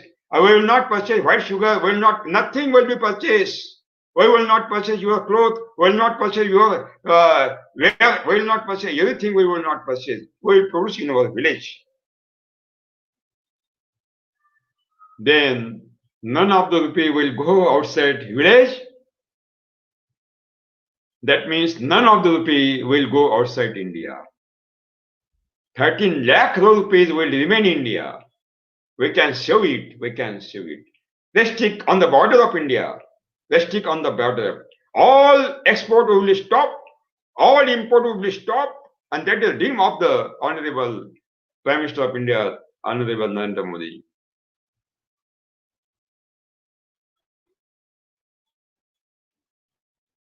Will be stopped. 13 lakh rupees outgoing money from India. Not necessary to provide in the budget of Indian budget. Not necessary. Not necessary any provision in the Indian budget. Only we have to stop the exploitation. We have to stop the utilization. 13 lakh rupees will be saved. And these 13 lakh crore rupees will be distributed in 6 lakh villages in India. 6.5 lakh villages in India. Every village will get 2 crore rupees every year. Every village will get 2 crore rupees every year. Every year. Every year.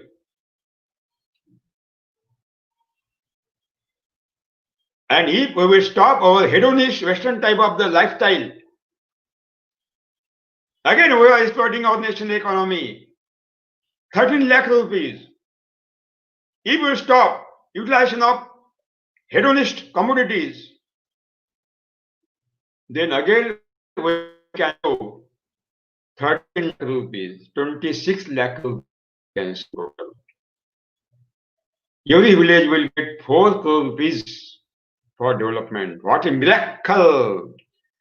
Scenario will change of the villages. What a miracle change will happen in the villages. No single rupee will be demanded to the government. No, not necessary. Only stop the exploitation and divert, distribute in the 6 lakh villages. Whether it is possible? Yes, it is possible. Yes, it is possible. For that purpose, 2 things we have to do. Number 1, we have to stop chemical farming and organic farming. Last episode we have seen chemical farming and organic farming is a sister, real sister, launched in India by same mother, invisible, universal exploiter system. Same system has born these 2, chemical farming and organic farming. Organic farming is not Indian Swedish technology, 100% European technology. We can ban it. Constitution has given the right to the government to take the decision in the favor of Indian economy, in the favor of Indian people.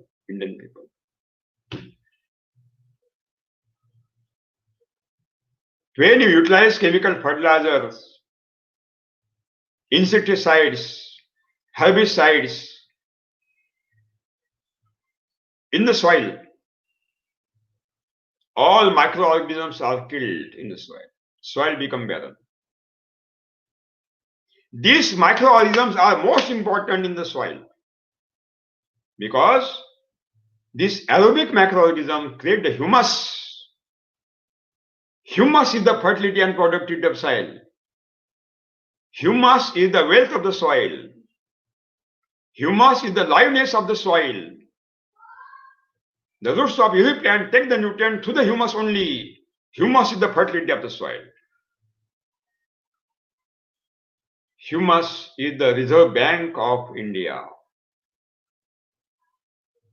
deposited in the soil. And that humus is created by decomposition of the residues of the crop by means of the aerobic, useful, uncountable bacterial species. Useful, uncountable, all bacterial species, all are involved in the humus creation. Without bacteria, without macroorganism in the soil, humus cannot be created.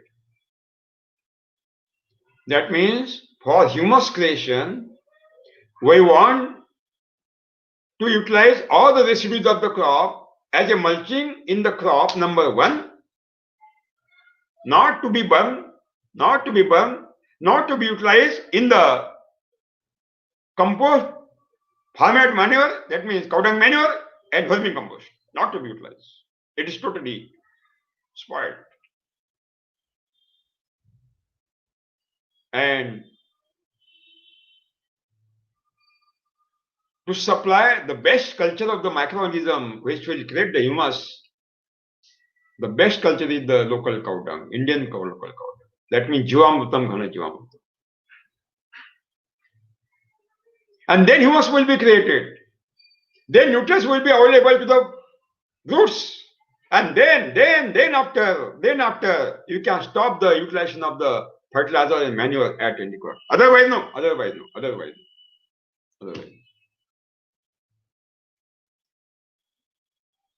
In 1 gram of the soil, we want 100 crore, 1 billion of the microorganism, useful, beneficial microorganism. 1 billion, 100 crore, 1 gram of the soil. And we are destroying, when we are destroying the cook microorganism, definitely humus will not be created. And if humus will not be created in the soil, fertility will not be created, roots will not get the nutrient, and again the production will be declined, and farmers will commit to purchase chemical fertilizer, organic manure, organic fertilizer, again they will enter in the trap, again in the trap. Another trap. And I am very sure that Honorable Agriculture Minister of India had declared just now that Indian government will promote not only Subhash Palekar natural farming, will promote organic farming also. A great danger it will be, great danger. Organic farming and Atmanirbhar Bharat, how we can discoin it? How will it compare? Totally opposing parties. Atmanirbhar Bharat, self-reliant India, and organic farming totally opposite, which are enemies to each other. How we can achieve the target? I request Indian government again rethink about your policy. Please rethink. I am not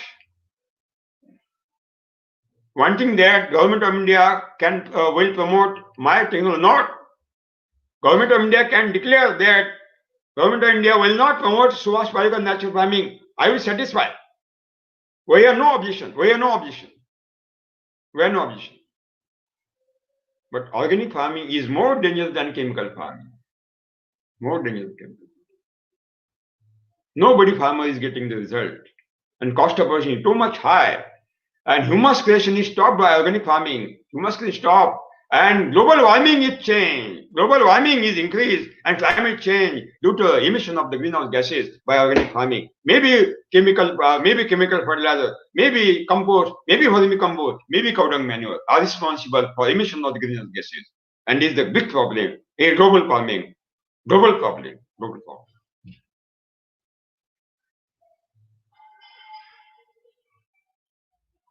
That means we have to stop at any cost chemical farming and organic farming. And then number two, we have to stop the utilization of the hedonist commodities of Western lifestyle. We can stop the utilization of the toothbrush and toothpaste. Not Swadeshi, it is a foreign technology. Lifestyle. We can stop to take the tea and coffee, very hazardous. We will discuss later on about it, not now. We can stop the shaving kit, only use the water. Beautiful saving you can do. I have done it since 30 years. I am doing it. Now I have grown this forest, not necessary to give the Jivamrutam. It is beautiful forest. You can stop the soap for bathing, not necessary. I am not utilizing. I am not utilizing. You can stop the cosmetics, not necessary. We will discuss about it later on. We can stop this polyester cloth and nylon cloth. We can stop chemically grown food. We can stop it. We can stop white sugar. We can stop refined oil. We can stop foreign medicine. We can stop everything which is hazardous. I am not utilizing anything. I am fresh. 10 hours in a day. Continuous 9 days. I am speaking continuously. No fatigue. I am 100% vegetarian. 100%. No. I am not doing any yoga. No. I am strong. I am full of strength. Full of energy. So, for self-reliant India, Atmanirbhar Bharata, every Indian has to take the oath to stop these two things, chemical farming, organic farming number one, and hedonist commodities, which are belonging to foreign culture, lifestyle. We have to stop it. Then we can become self-reliant India. Satyu.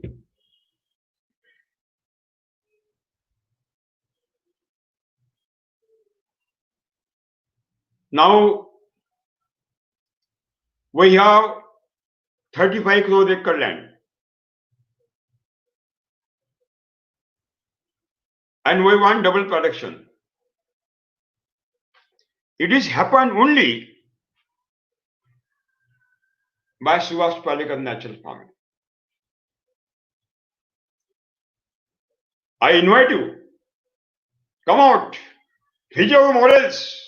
You will see miracle that never chemical farming production, organic farming production, and now you see our Palekar natural farming production. You will see double production in the first year. No waiting there.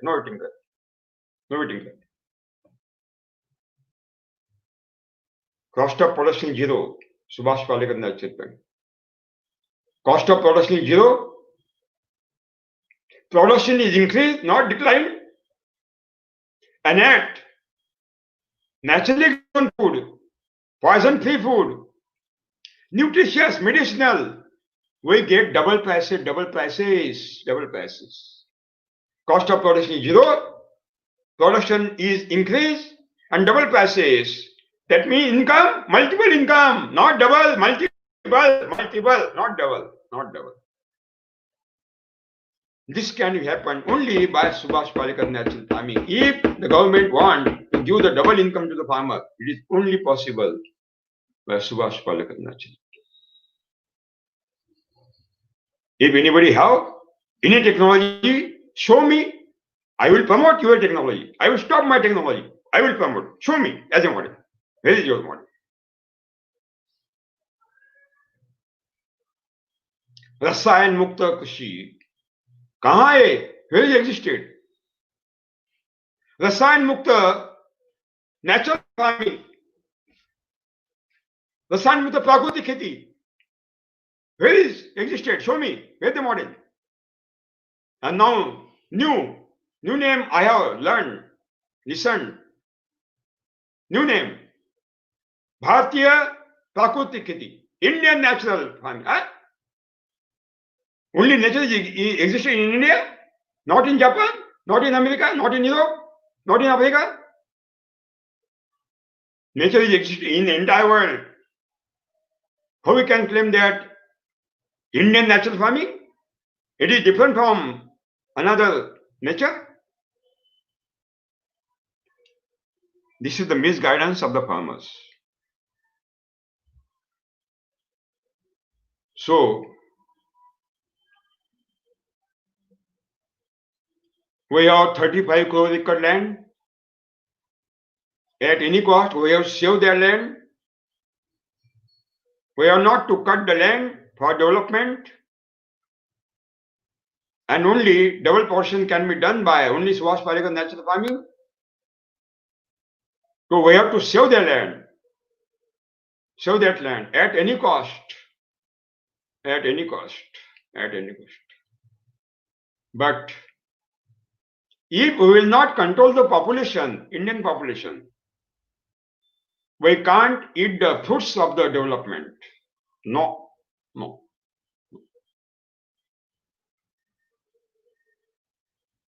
Now we have 130 crore population. In 2060 or 2050, our population will become 150 crore, and Chinese population will increase up to 146 crore. That means we will overcome to Chinese population, and we want double production. We have limited land, we can't increase land. And if the population of India will continue to increase, we can't feed to increasing population every year by means of limiting land. And there is a great food crisis in future, great food crisis. Food will not be available to everybody. To control the Indian population is most essential. Control, as like China. One family, one child. Okay, one family, two child, but we have to control as a policy. Because growth rate of population global population growth rate is 151%. Global human population growth rate is 1.5%. China population growth rate was 2.7. Now they have declined. Now China's population growth rate is 1.1%. US American population growth rate is 1%. And Indian population growth is 1.9%. That means topmost in the world, Indian population is growing, increase very fastly, very speedily. How we can compensate this increasing population by 35 crore acre land and limited production? How? So to control the population is most essential. It is most essential. It is most essential. So Sathiyo, there are so many routes are going on the square. You are standing on the square. Which technology can be accepted? And you have seen that all technologies are useless. Now we have seen chemical farming also totally useless. Useless. Cost of production is increasing continuously, production declining, and there is a trap. You are entering in the trap of the debt, loan taken from the banks, money lenders. Money lenders means authorized banks, and banks means unauthorized money lenders. And you can't refund the loan due to the natural calamities. Your production is totally finished, and ultimately you are committed to finish your life, commit to suicide. 7 lakh farmers committed suicide in India. Media is not taking any. I think that is not given the news about suicide of the farmer. They are not serious. They will discuss throughout the day continuously that actor who is that committed suicide. What is name that actor? I don't know. Continuous. But what are the root causes of the suicide of the farmer? What are the solutions? Media is not ready to discuss. Why? Why? Everybody says that, okay, farmer, okay, negligible. Farmer, negligible. Let them to commit suicide. We will give the loan here. We will give the loan. It is possible to every farmer, every government to give the loan here every year? Not possible. Not possible. Not possible. It's totally impossible. Any government will give the loan here in this year, and again will order to bank, give the more loan again to farmers, will take the assurance. Again farmers will commit to take the maximum loan. Again their crop will finish, and they will not refund the loan. Again loan year, again loan year. How it is possible? All the governors of the Reserve Bank say that it is totally impossible to do the loan year every year. Our movement is against the loan year. We do not want loan year. We want sustainable loan liberation forever. हमें कर्ज माफी नहीं चाहिए, कर्ज मुक्ति चाहिए सदा के लिए. And it is happened only by Subhash Palekar natural farming, because we will not purchase anything from the market and not committed to take the loan from the money lender bank, and no question is arise the loan we have. No question, no suicide, no suicide. Millions of the farmers committed suicide. Show me single example that those who are practicing Subhash Palekar natural farming and committed suicide. Show me single example. We have given the solution. We have given the solution. By chemical farming, fertility and productivity of the soil is totally destroyed. Farmers are committing suicide, and by means of the emission of greenhouse gases, global warming increase, and there is a climate change and hazardous effect on the crop. 14% now we have lost the crop production, and if the global temperature will increase above than 1 degree centigrade, 40% crops production will be reduced, and when the global temperature will achieve 1.5 degrees centigrade, the 40% crop production will be reduced. And when global temperature will enhance about 2 degrees centigrade, no farmer can grow the farm. No crop will be existed. We can't take that much quantity of the hazardous impact of the global warming climate change will be happen in the entire world. And when you eat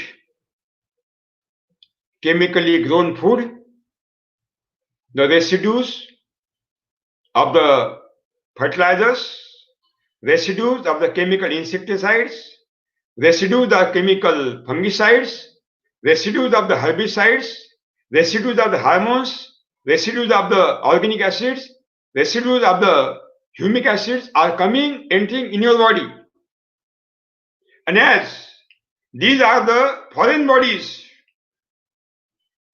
human-made, foreign, poison, not accepted by human body, and ultimately residues of all the residues will be deposited in our human body cells, 60 lakh crore cells of human being as a toxic garbage, as a poison, and that toxins will destroy immunity of human being, and by means of losing the immunity, resistance power, corona, cancer, diabetes, heart attack will give the moksha prapti.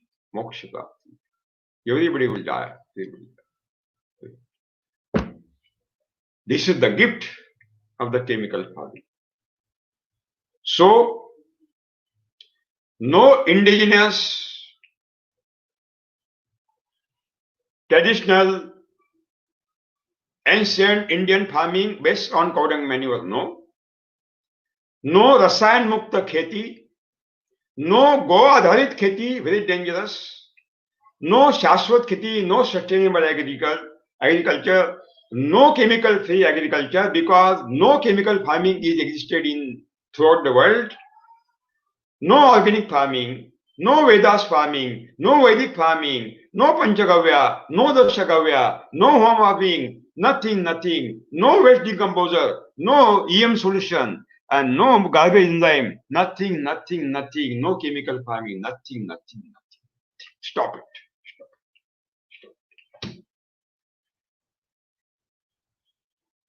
Only one solution. Subhash Palekar spiritual farming. Subhash Palekar nature. What is this Subhash Palekar spiritual farming? How to follow it? What is the relation of the spiritualism and farming? How it is a spiritual? How it is different from organic farming? What is the concept? What is the philosophy? What is the technology? What is the principles? We will discuss thoroughly. But before that, two senapatis of this movement, our movement, now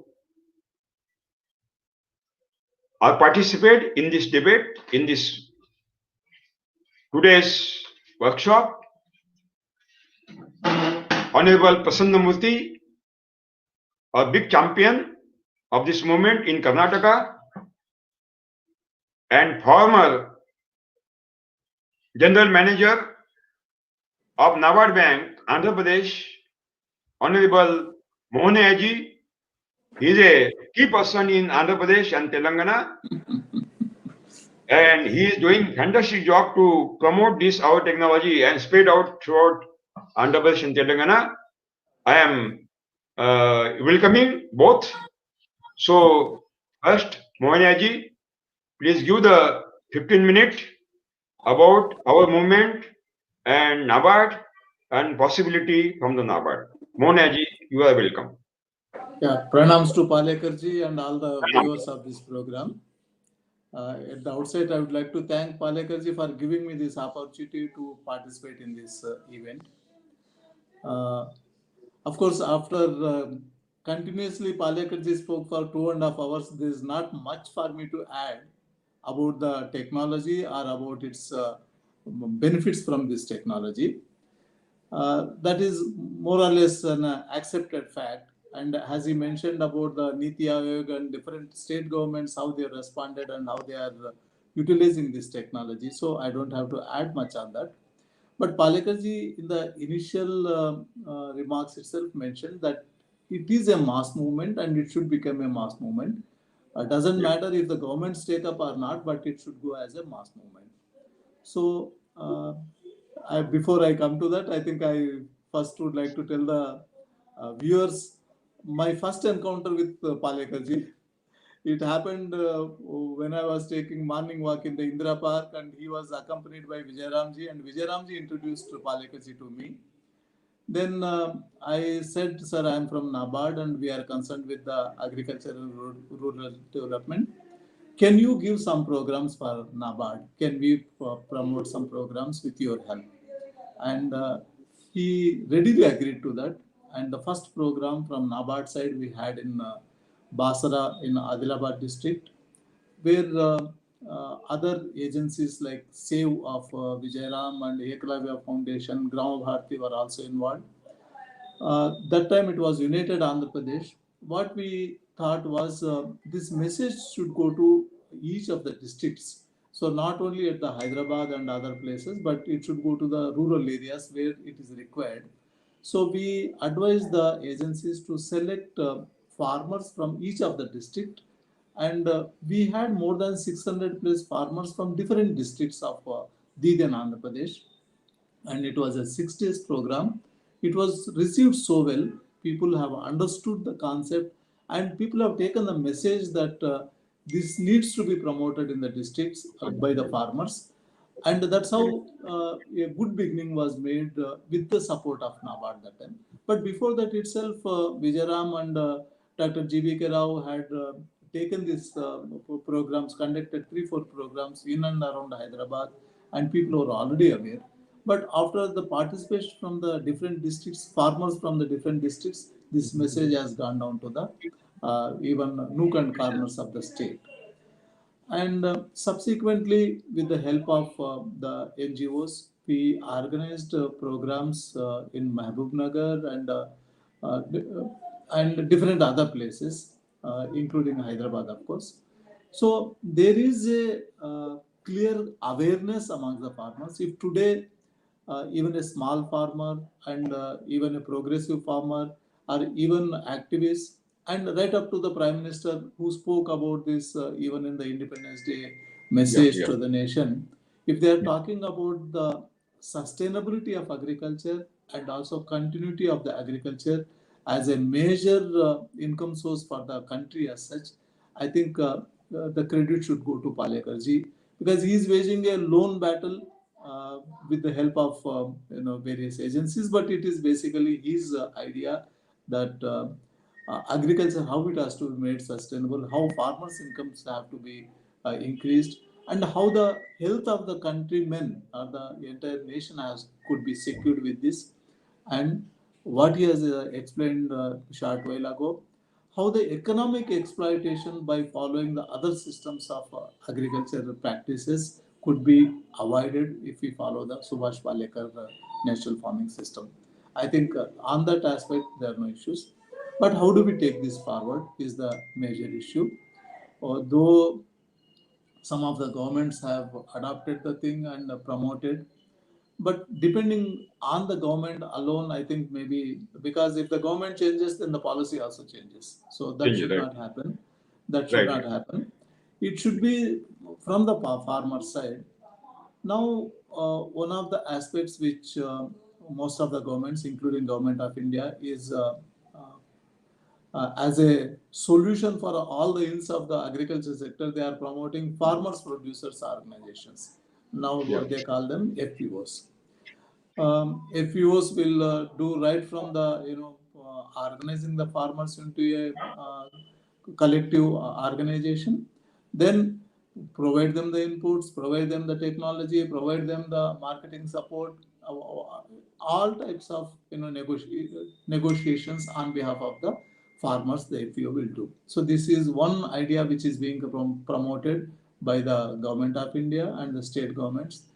And Government of India has also announced a scheme for this, and which is already in the public domain, where the government will give support for formation of such FPOs and right from mobilization of farmers to all types of assistance they will give. Uh, Now, my suggestion in this would be, because individually mass awakening is there, some farmers are doing following the Subhash Palekar system, but impact of this, if it has to be felt, it has to be done on a geographical location basis perhaps. Large number of farmers have to be involved in this. So this FPO could be one idea where some of the FPOs can right now start with the Palekar system.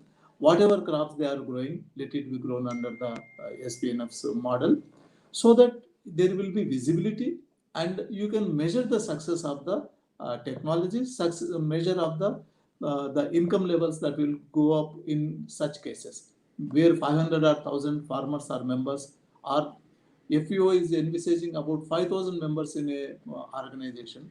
So if 5,000 farmers start doing this, I think it could be demonstrated very effectively. That would Yeah. be one system. So we should negotiate with some of the FEOs to adopt this.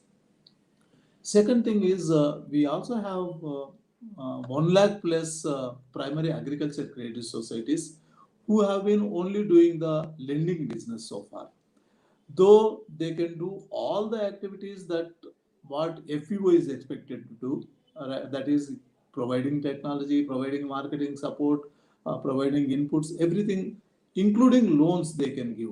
Whereas FEO cannot give a loan, but PACs can give loans to their members. So we Yeah. have an advantage there. So we have got more than 1 lakh such societies in the country in the cooperative system. And the cooperative system, if it really works properly, it could be non-exploitative and it could be supporting all the members. So if we can promote Subhash Palekar natural farming through some of the PACs, primary agriculture credit societies, with the help of the state cooperative banks and the district central cooperative banks, I think this would be a good idea. And what Palekarji is suggesting that it is not a loan waiver, but freedom from the loans.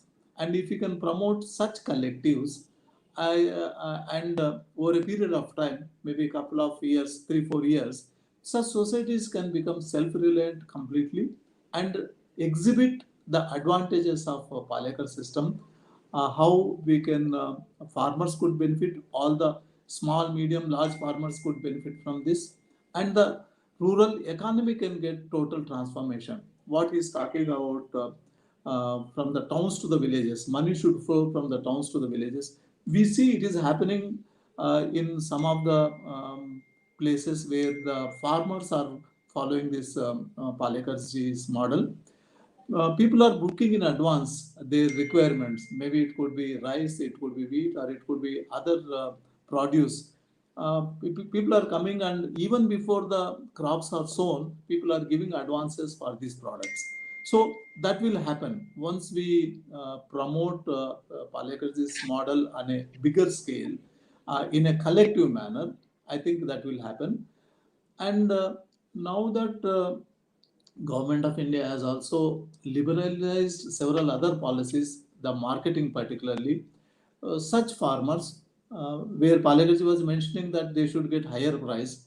In fact, if traceability is there, and if we see that either through the primary agriculture credit societies or the FEOs, it is happening on a larger scale, where it could be verified that they have followed only the system and nothing else, they can market across the different states in whichever market they would like to do, and also they can even go for the export markets. So the better price realization for such produce could be ensured, and doing it collectively also is another issue, because many of the farmers, though I am not a farmer, but associated with the Palekar's system, many times farmers call me up saying, "Sir, we are having this problem.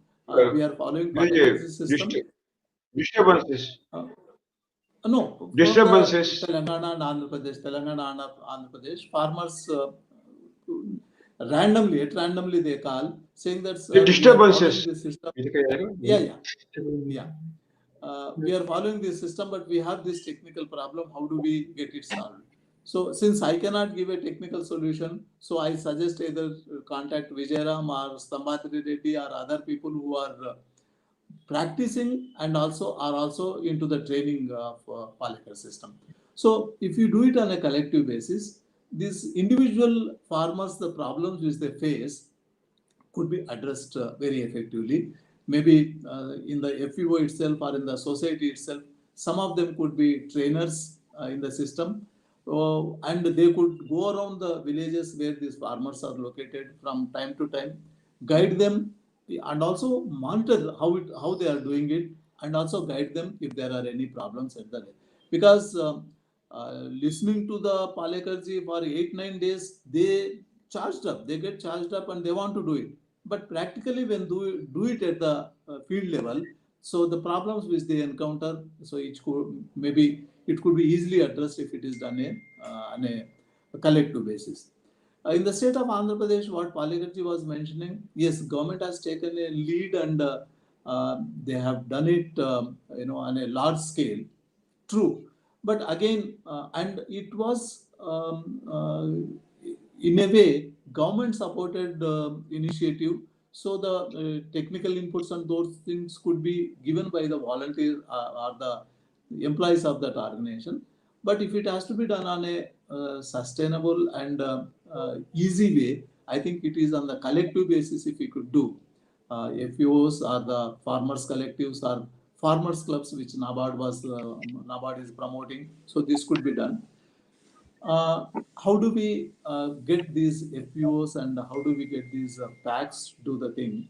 Perhaps a dialogue has to be taken up by the NABARD or Government of India itself with FPO promoting agencies. Out of the 10,000 FPOs which Government of India is envisaging in the next 3 years, around 8,000 societies will come under the NABARD fold and around 2,000 societies will come under the NCDC fold. So it is Government of India itself can suggest to NABARD and NCDC that while we are promoting FPOs in the country, see that some of the FPOs adopt the system of Subhash Palekar's natural farming system, so that it becomes easier for implementation. Similarly, the state governments where they have already, like Himachal Pradesh or Uttarakhand, Karnataka or Gujarat, where they have already accepted this system for implementation. The state governments could have a dialogue with the state cooperative banks saying that you please identify some of the societies where this could be implemented. Since farmers are already convinced to a greater extent, this kind of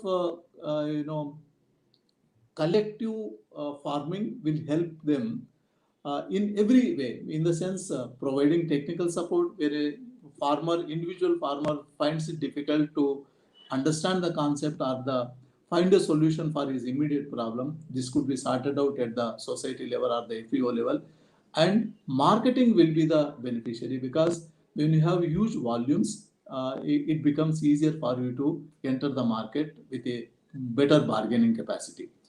And as a part of the Atmanirbhar package, which government has announced, they have announced agriculture infrastructure fund of 1 lakh crore, which will be implemented through NABARD. Now, if these FPOs are the packs which will be benefited from this Atmanirbhar fund, adopt Subhash Palekar's system, they can have other infrastructure, in the sense if they require godowns for keeping this, or if they require marketing, drying for platforms and things like that, which will facilitate better quality produce, because sorting out and all those things could be facilitated by this infrastructure. So better produce and better packaging and better marketing also could be supported. So it is a right opportune time for integrating different initiatives of the government with Subhash Palekar's national farming system, so that farmers benefit, consumers benefit, the nation benefits, and it will be a win-win situation for all. I think maybe the time given to me and also the ideas at random I am speaking, but maybe some churning has to take place, and it is better that we start at the beginning itself, in the sense when the agriculture infrastructure fund is being just now rolled out, and different packs are taking advantage, and FPOs are being rolled out in a phased manner. So if this also could be integrated with us, I think it would be a good opportunity. And this dialogue, perhaps, in fact, my idea that NABARD should take a lead role. And I was discussing with our head office for quite some time that you please invite Palekarji and have him talk to our senior management and also to our regional officers. It has happened a couple of months back, almost 7, 8 months back, I think it happened. But again, this has to be continued, in the sense whatever Palekarji has suggested at that point of time, it is still relevant and we need to pursue. Maybe the new top management which has taken over NABARD recently, the changes in the top positions in NABARD will have to be once again exposed to this Palekarji system, and maybe it will be good opportunity for NABARD also to promote this, because one of the agenda or one of the ideas which NABARD is pursuing is climate change issue. And Mm, and at this point of time, one more thing also I would like to add. International Cooperative Alliance, ICA, this year, International Cooperative Day, July 4th, they have announced that the theme for the current year will be climate change through the cooperatives. So Something fighting wrong in climate the change. network. Anji, yeah. So the climate No voice. change, Something is wrong with the network. no, sir, my system is okay, sir. Maybe uh, there any reception, because my microphone is on and things are okay. Maybe I will just conclude. Uh, so this International Cooperative Alliance current theme is cooperatives for climate change. So if we can promote Subhash Palekar's system through the packs, through the other cooperative agencies, I think it will be a good idea. And we can get international visibility also for the Subhash Palekar's system. So I thank Palekarji and also the organizers for giving me this opportunity. Maybe the larger issue we need to pursue at the higher level, and at the lower level, yes, as a mass movement, this needs to be strengthened further by organizing training programs, by organizing awareness programs. That should continue. But at the bigger level, for having a better impact, we have to practice this on a collective basis. Maybe 1,000 farmers, 2,000 farmers at one place, if they do, it becomes more visible. So thank you, Palekarji, and thank you all the viewers for the opportunity. Namaskar. Thank you, Mr. Monaji. It's my I pleasure. am very thankful to you that you have given your busy time to participate Uh, in this workshop. I am very glad. Thank you for your participation. Thank it's my pleasure, sir. Thank you so much. you. Now we will invite Prasanna Murthy ji. He is a key person in this movement in Karnataka, and basically this team is working very hard to promote this technology against the opposition very strong in Karnataka. So since initial period, Prasanna is a team leader of this movement. And before that, I will call Prasanna I will give one information that we will start new magazine in English, Back to Nature, for this movement, first time, Back to Nature. And I will declare today that we will not take any advertise. We will not take any advertise in that magazine. And I was editor of Baliza magazine for years at Pune. I know without advertisement, magazine cannot be continued. Without taking advertisement, we can't continue magazine. We can't continue your newspaper. It is more sincere to take the advertisement.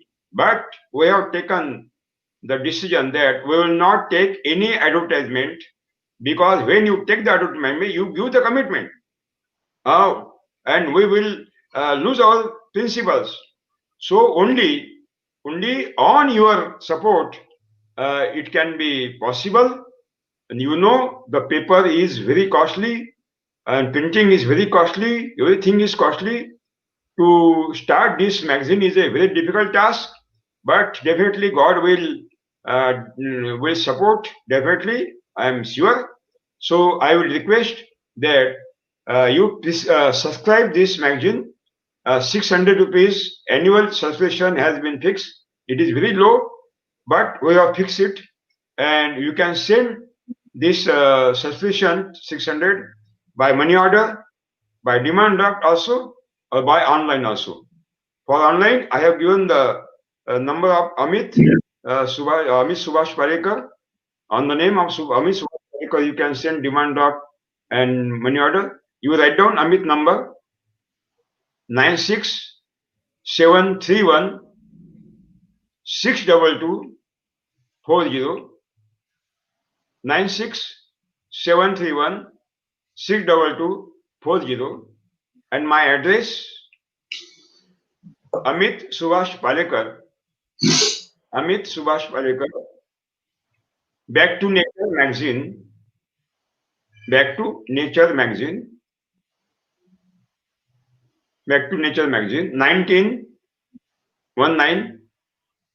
Jaya Colony. Jay. Jaya Colony. Sai Nagar Post. Sai Nagar Post. Amravati. Amravati. AMRAVATI. Amravati. 444607.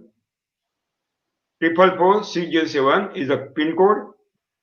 Maharashtra, India. Second thing, this is our channel, our own channel, our movement channel. And link of the channel is given, you know everything. You forward this link to another person also, so that they can subscribe this channel, because it is a new channel. And to start the new channel, we want 200 crore rupees.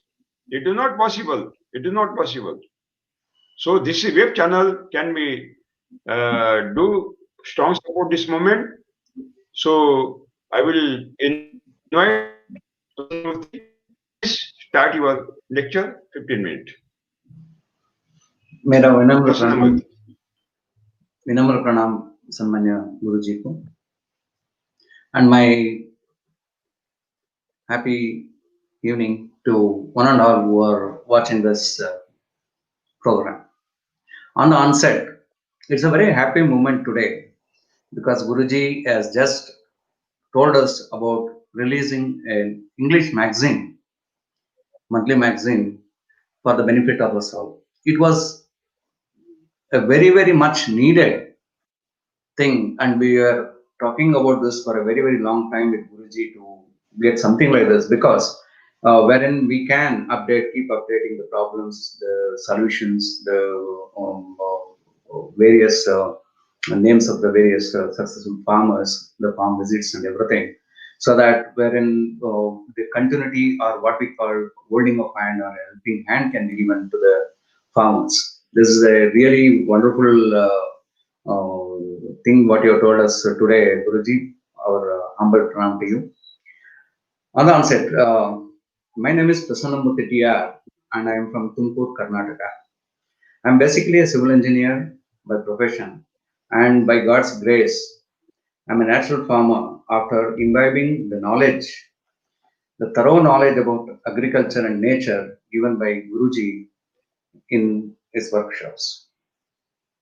In the year 2004, I bought a land in Tumkur on a very noble thought, thinking, because I come from Tumkur, wherein we have got the Siddhganga Mutt, historical Mutt ashram, Siddhganga Mutt, wherein 10,000 children are given free education, free food, and free boarding. This will be the Dasohi of our great Sri Sri Shivakumara Mahaswami. I will buy a land and start a school for the poor, and give them whatever education they want to.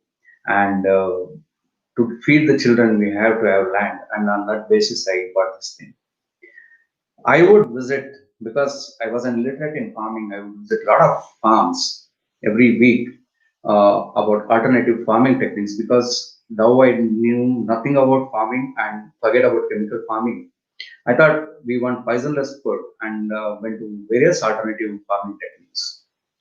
Until and unless the journey stopped running around, when I went to Bannu, and I met a humble village farmer who had done his class schooling up to just 8th standard.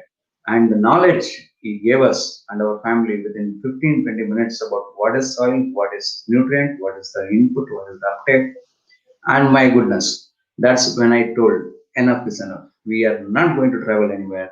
And we should first meet the person, the guru of this humble farmer, who was imbibed so much knowledge to this farmer, and wherein I would always believe knowledge is power.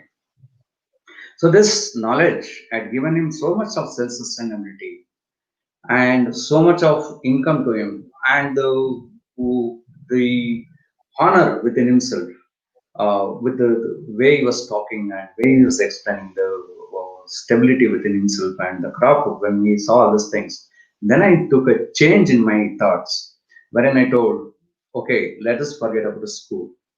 Now it's very easy to give this knowledge, take this knowledge, spread it to the people, spread it to the farmers, so that that farmer becomes self-reliant and he can send his children to whatever schooling he wants. So that is when we started, and the urge to meet Guruji at a it took a very fast pace, and I was just waiting to meet Guruji. And answering our prayers, he came down to Bangalore in the year 2004, October, August, and our journey started together. And the 5 days plus 3 days of stay in Bangalore, uh, I was totally surrendered to the knowledge. That's when I told Guruji, with this one, we cannot move on. With my job, very hectic job life in Bangalore. So that's when I told Guruji, I will have to take a second option. And the next year, I start my couple of crore rupees turnover business in Bangalore and came down to Tumkur, and the journey started. So that is how then we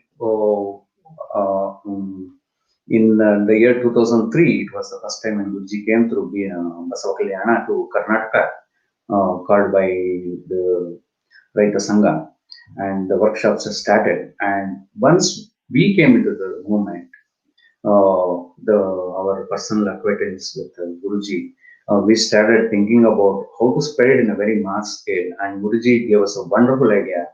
That is when he told us, we shall start a movement. Individually, things cannot be done, Prasanna.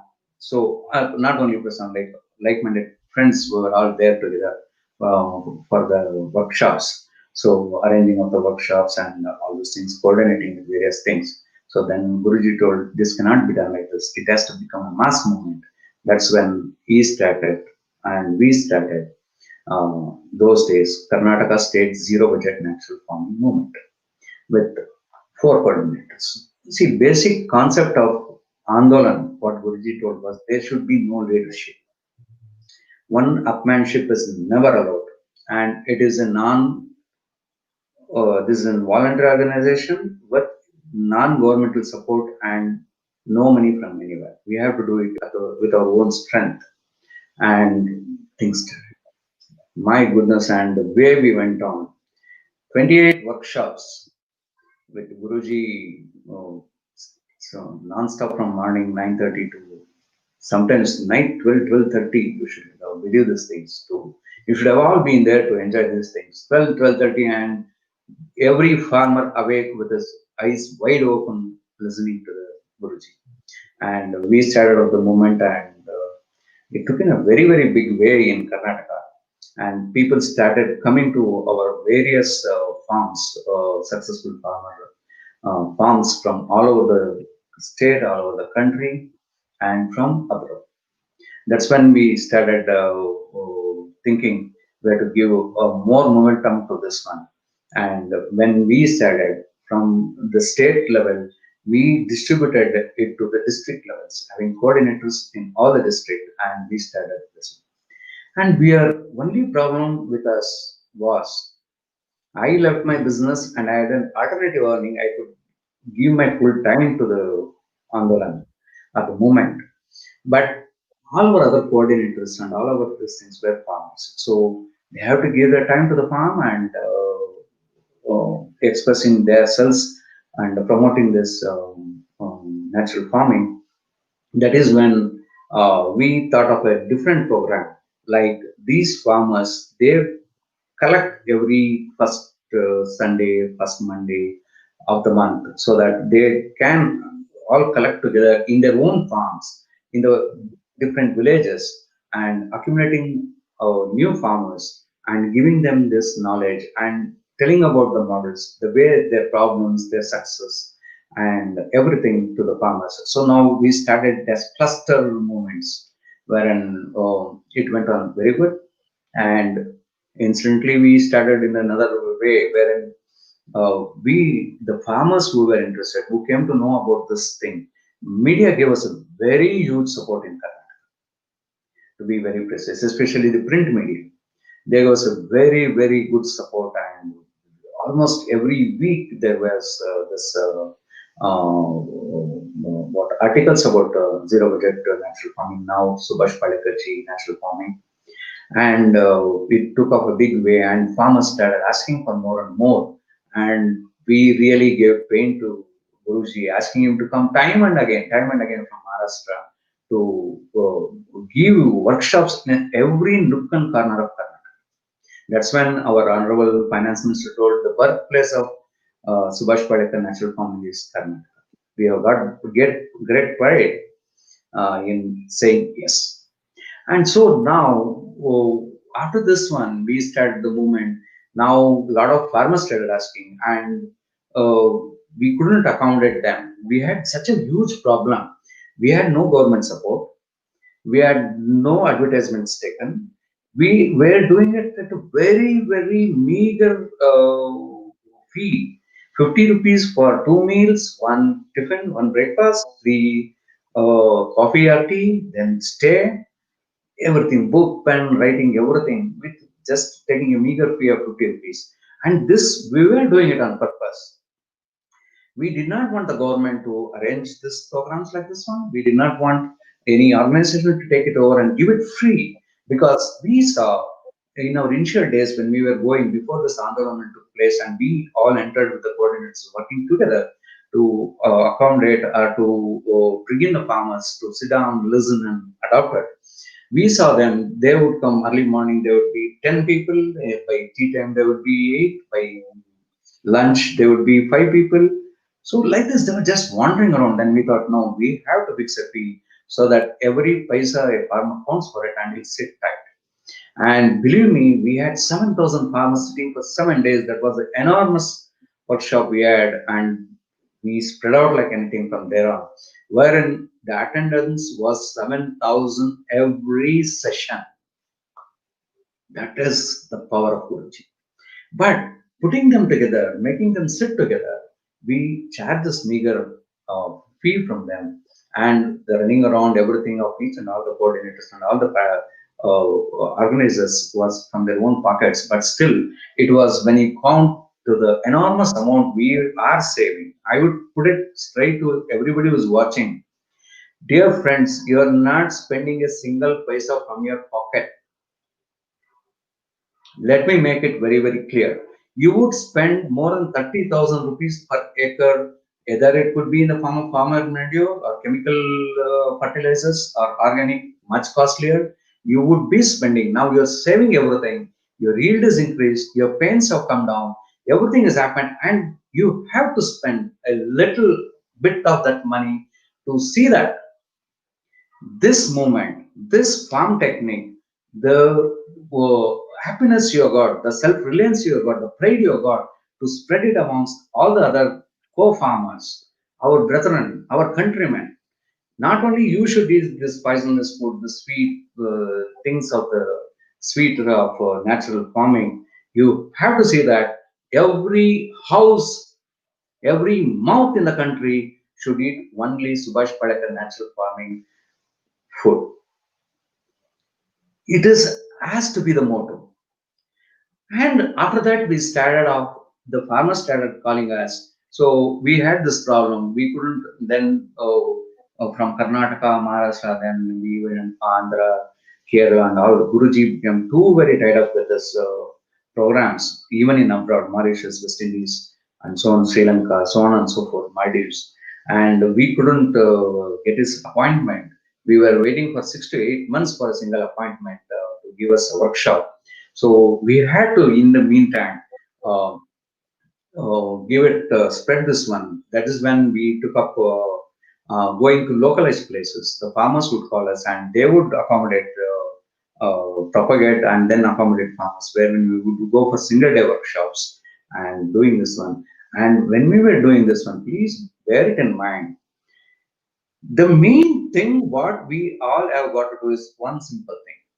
See, me sitting 3 hours in front of this program now, I had lost some of my time from noticing this program, and my mind wavered a little away from here and there with my daily chores, right?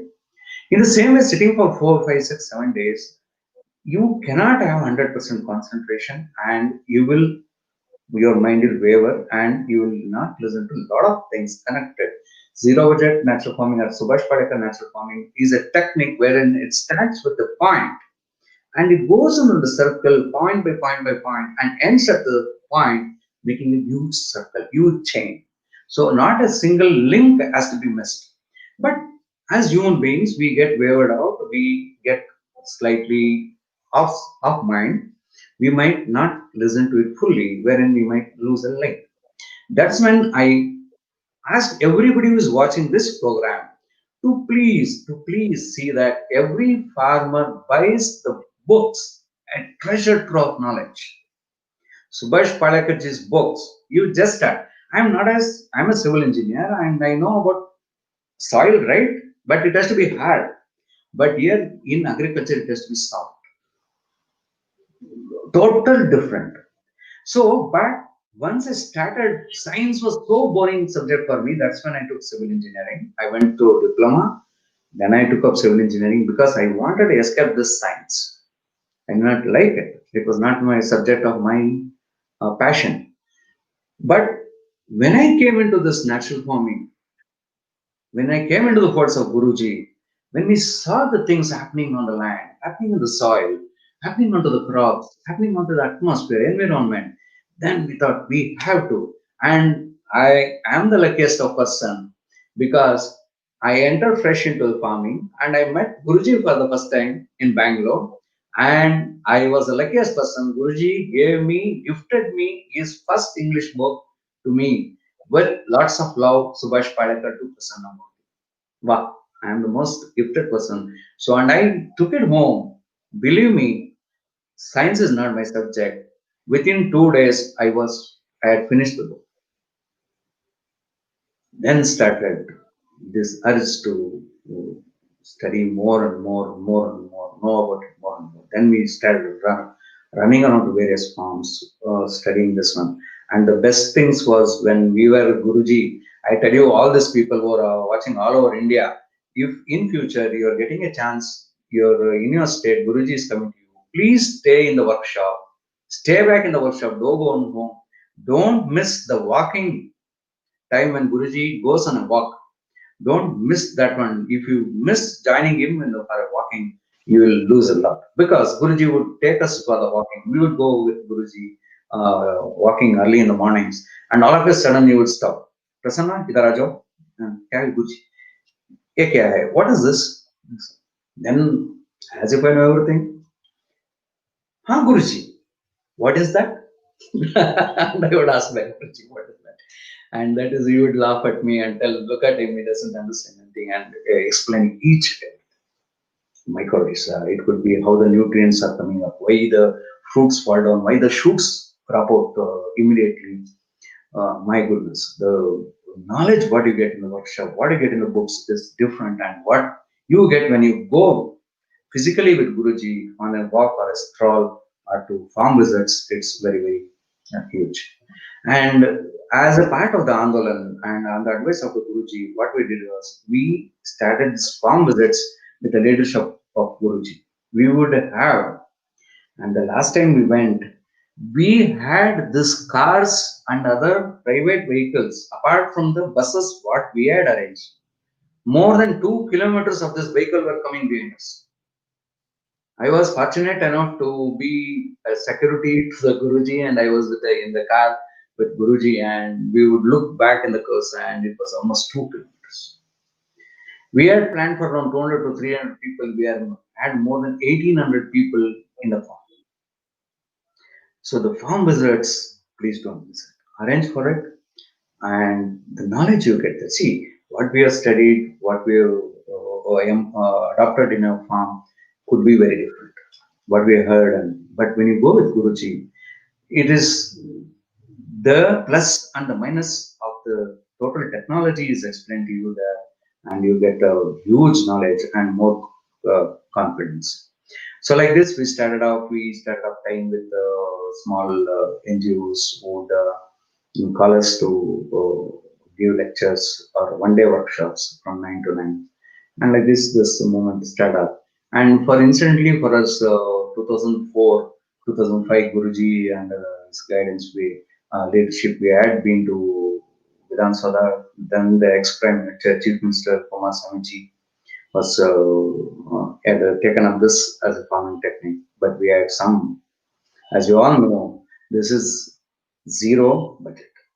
Subhash Palekar natural farming is zero budget, nothing to invest. So for those reasons, we really have a very great problem convincing the officers. They are not. They are always into the input the thoughts. So, but now, of late, like Guruji told, impotency, if you had heard about it. And I would put one more thing. The female children of India, female children of India are attaining puberty at the low age of 8 to 9 years. We have got some incidences wherein the puberty was achieved within just the sixth year. So you bring down the crop, the age of the yield or crop from 6 months to 3.5 months. So naturally, that food you're consuming and the maturity time is also coming the same way. Maturity from 6 months to 3 months, and 14, 15 years to now 8 months we're already reached.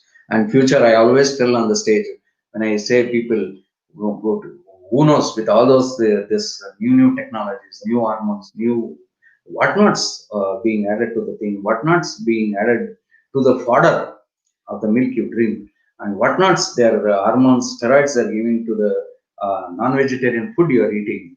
The future, there might come a day wherein the God has to create a pad for a girl child being born. Please be very, very careful. Promote this one. Zero budget natural farming, Subhash Palekarji's natural farming is one concept wherein all the nutrients are taken and all the nutrients are controlled. Like Guruji always says, this is spiritual farming, wherein the intestine of the cow, local cow, consists of Brahma, Vishnu, Maheshwara. So, this three things we have to keep in mind: germination, control, and destruction. So, these three things, like in the workshops, I, I can never say what all we have, we get to hear, what all we get to know about the soil, about the microorganisms, and all those things. So we have to, all of us, put our hands together in trying to promote this farm technique and making self-reliant India. Atmanirbhar, everything is told. See now, doubling of the income of the farmer is fine. And farmer is under loss. What is this doubling of his income means? I'm losing 5,000 in an acre by trying to grow crop. So how do you double this income from minus 5,000? What is this scope of your telling doubling of the income and all? See, dear friends, I will just give an example. One from Amrish, young farmer from Sholapur, Maharashtra, who is just started sugarcane farming. I can then in the magazines we'll upload and even in the, and send it to Guruji with all. Every week he's taking photos, n number of photos, and sending it in series. And he has made 50,000 rupees already in his 5-month old sugarcane crop. See, in India, we are having around 125 lakh acres of this thing, sugarcane growing area.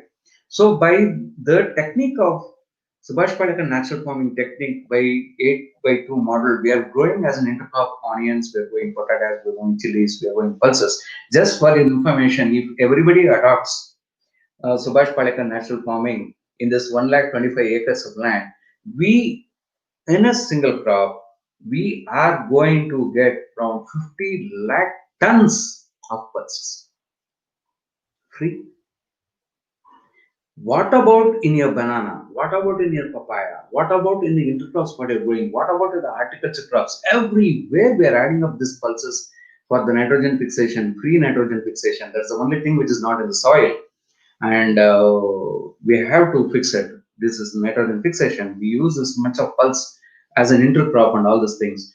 Believe me, we can export pulses. Yes, as Guruji has rightly told, we are importing more than 80% of our pulse requirements, more than 80% of our oil requirements. Yes, we can stop all these things. This is how we have got to work. This is how we are now promoting with the model farms. Now we have started a new thing wherein we are giving this model farm. We are speaking to the local media and trying to promote this farmers with the model farm with the videos of total of their farms. And now it is taking a very big shape. And like with the blessings of the Guruji, we can always all of us work together and. I tell you one thing. See, first and foremost, what we have taken in Karnataka is one thing. Nobody is a leader here. That is what Guruji is always told. A movement should be a mass movement with everybody working together. But because we had already learned about this one, we had already adopted it, we were seniors into this one, they gave us this thing of coordinators and to coordinate all the farmers and this thing and nothing else. So there is collective leadership, collective, everybody is a farmer, everybody is a movement worker, and we all have to work together. And we are in Karnataka, we are doing that to a great extent, and we are getting more and more successful. And of this one, I'll tell you all one more thing. See, a lot of people, what they think is, I am so following natural farming. So when I teach some others, I'm trying to help him out. I'm trying to do this one out. So I'm doing social service. So sorry, you cannot do social service. You Andalana, a movement will work only when you got a very selfish motive. What is this selfish motive? In Subhash Palekar natural farming technique is the only thing which gives you selfish motive. What is the selfish motive? I want the farmer to be self-reliant. Every farmer to be self-reliant. In that one, the economy of the country will grow, the country will become strong. First one. Second one, we all know about carbon sequestration and whatever we call under carbon footprints. Only in Subhash Palekar natural farming technique, there is scope for humus formation and no other farming.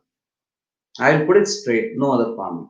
Because everybody thinks, I have seen a lot of things and I have seen the various techniques of other farmings and all. They talk about clean farming wherein their crops do not have any support, do not have any companions. So they are being more and more open to pests, open to insects and all these things. There is No, no Krishna, friend. you got Agutsu. Krishna, So the concrete. Agutsu. Okay. So we have to see that we, by the formation of the humus, the carbon is deposited in the soil. So we can see that the global warming is brought down. So like this, when you go eat this poisonous food, every health of every human being is increased. They all laugh, they all smile. Healthy body will also always give a healthy mind and a healthy face and a healthy smile. So we should all of us be so selfish. We want the smile of every natural farmer to be in mind. What is that? We want all the smile of every natural farmer to be mine. That means we all have to work together in the single motto that the smile on the farmer's face is the smile on the country's face, and we have to work on this one. And finally, so only by Subhash Palekar natural farming technique, we have got n number of examples wherein people are earning more than what software engineers are earning in an acre of land. We got a lot of people taking it up now, and so a lot of youngsters are coming back to farming. That's a very great thing. And everywhere now we are seeing because of this corona, also a lot of people have come back, and no space is left barren now. But now we have to stop these people who have got come back to the villages because of their no jobs in Bangalore or elsewhere in the cities, to stick them onto Subhash Palekar natural farming and show them there's huge profit in this one, much more than what they earn when they go for a job. And we can really do wonderful things. And with this one, uh, I would like to say thank Guruji and all of you for giving me this great opportunity to speak with you all. Thanks and a lot of love, Savita, Adarsh and Aditya, as given the lots of love to you, Guruji, because it was a forum and this thing they did not want to join and be outsiders in this one. So, but they are watching, they'll be watching it later. And thanks, Guruji, Amit, Amol, and everybody, the children, lots of love. Namaskar. Thank you, Prasanna. Thank you very much. You have given so many times reserved for this workshop today, and you have given the total coverage how to motivate this movement in Karnataka and what are the guidelines. Thank you very much. So thank you very much. Guruji, All one the thing. Guruji, one yeah. thing. We badly need books of in Kannada. Yeah. A lot Already, of people are asking. already, Prasanna, Guruji. already translation in Kannada is going on of my new Okay. books, all the updated books, and I think that in the beginning of this next year, books will be available in all languages. Even because of the financial some problems, we can't start Hindi and other languages magazine immediately, but we will start Hindi, Marathi, Kannada, all languages your magazines in the future, no problem. And books will be available in the January 2021. Thank you very Dhanyawad. much. And thank you all of you. Thank you. Thank you, Mohniaji. And thank you, Prasanna. Thank you very much.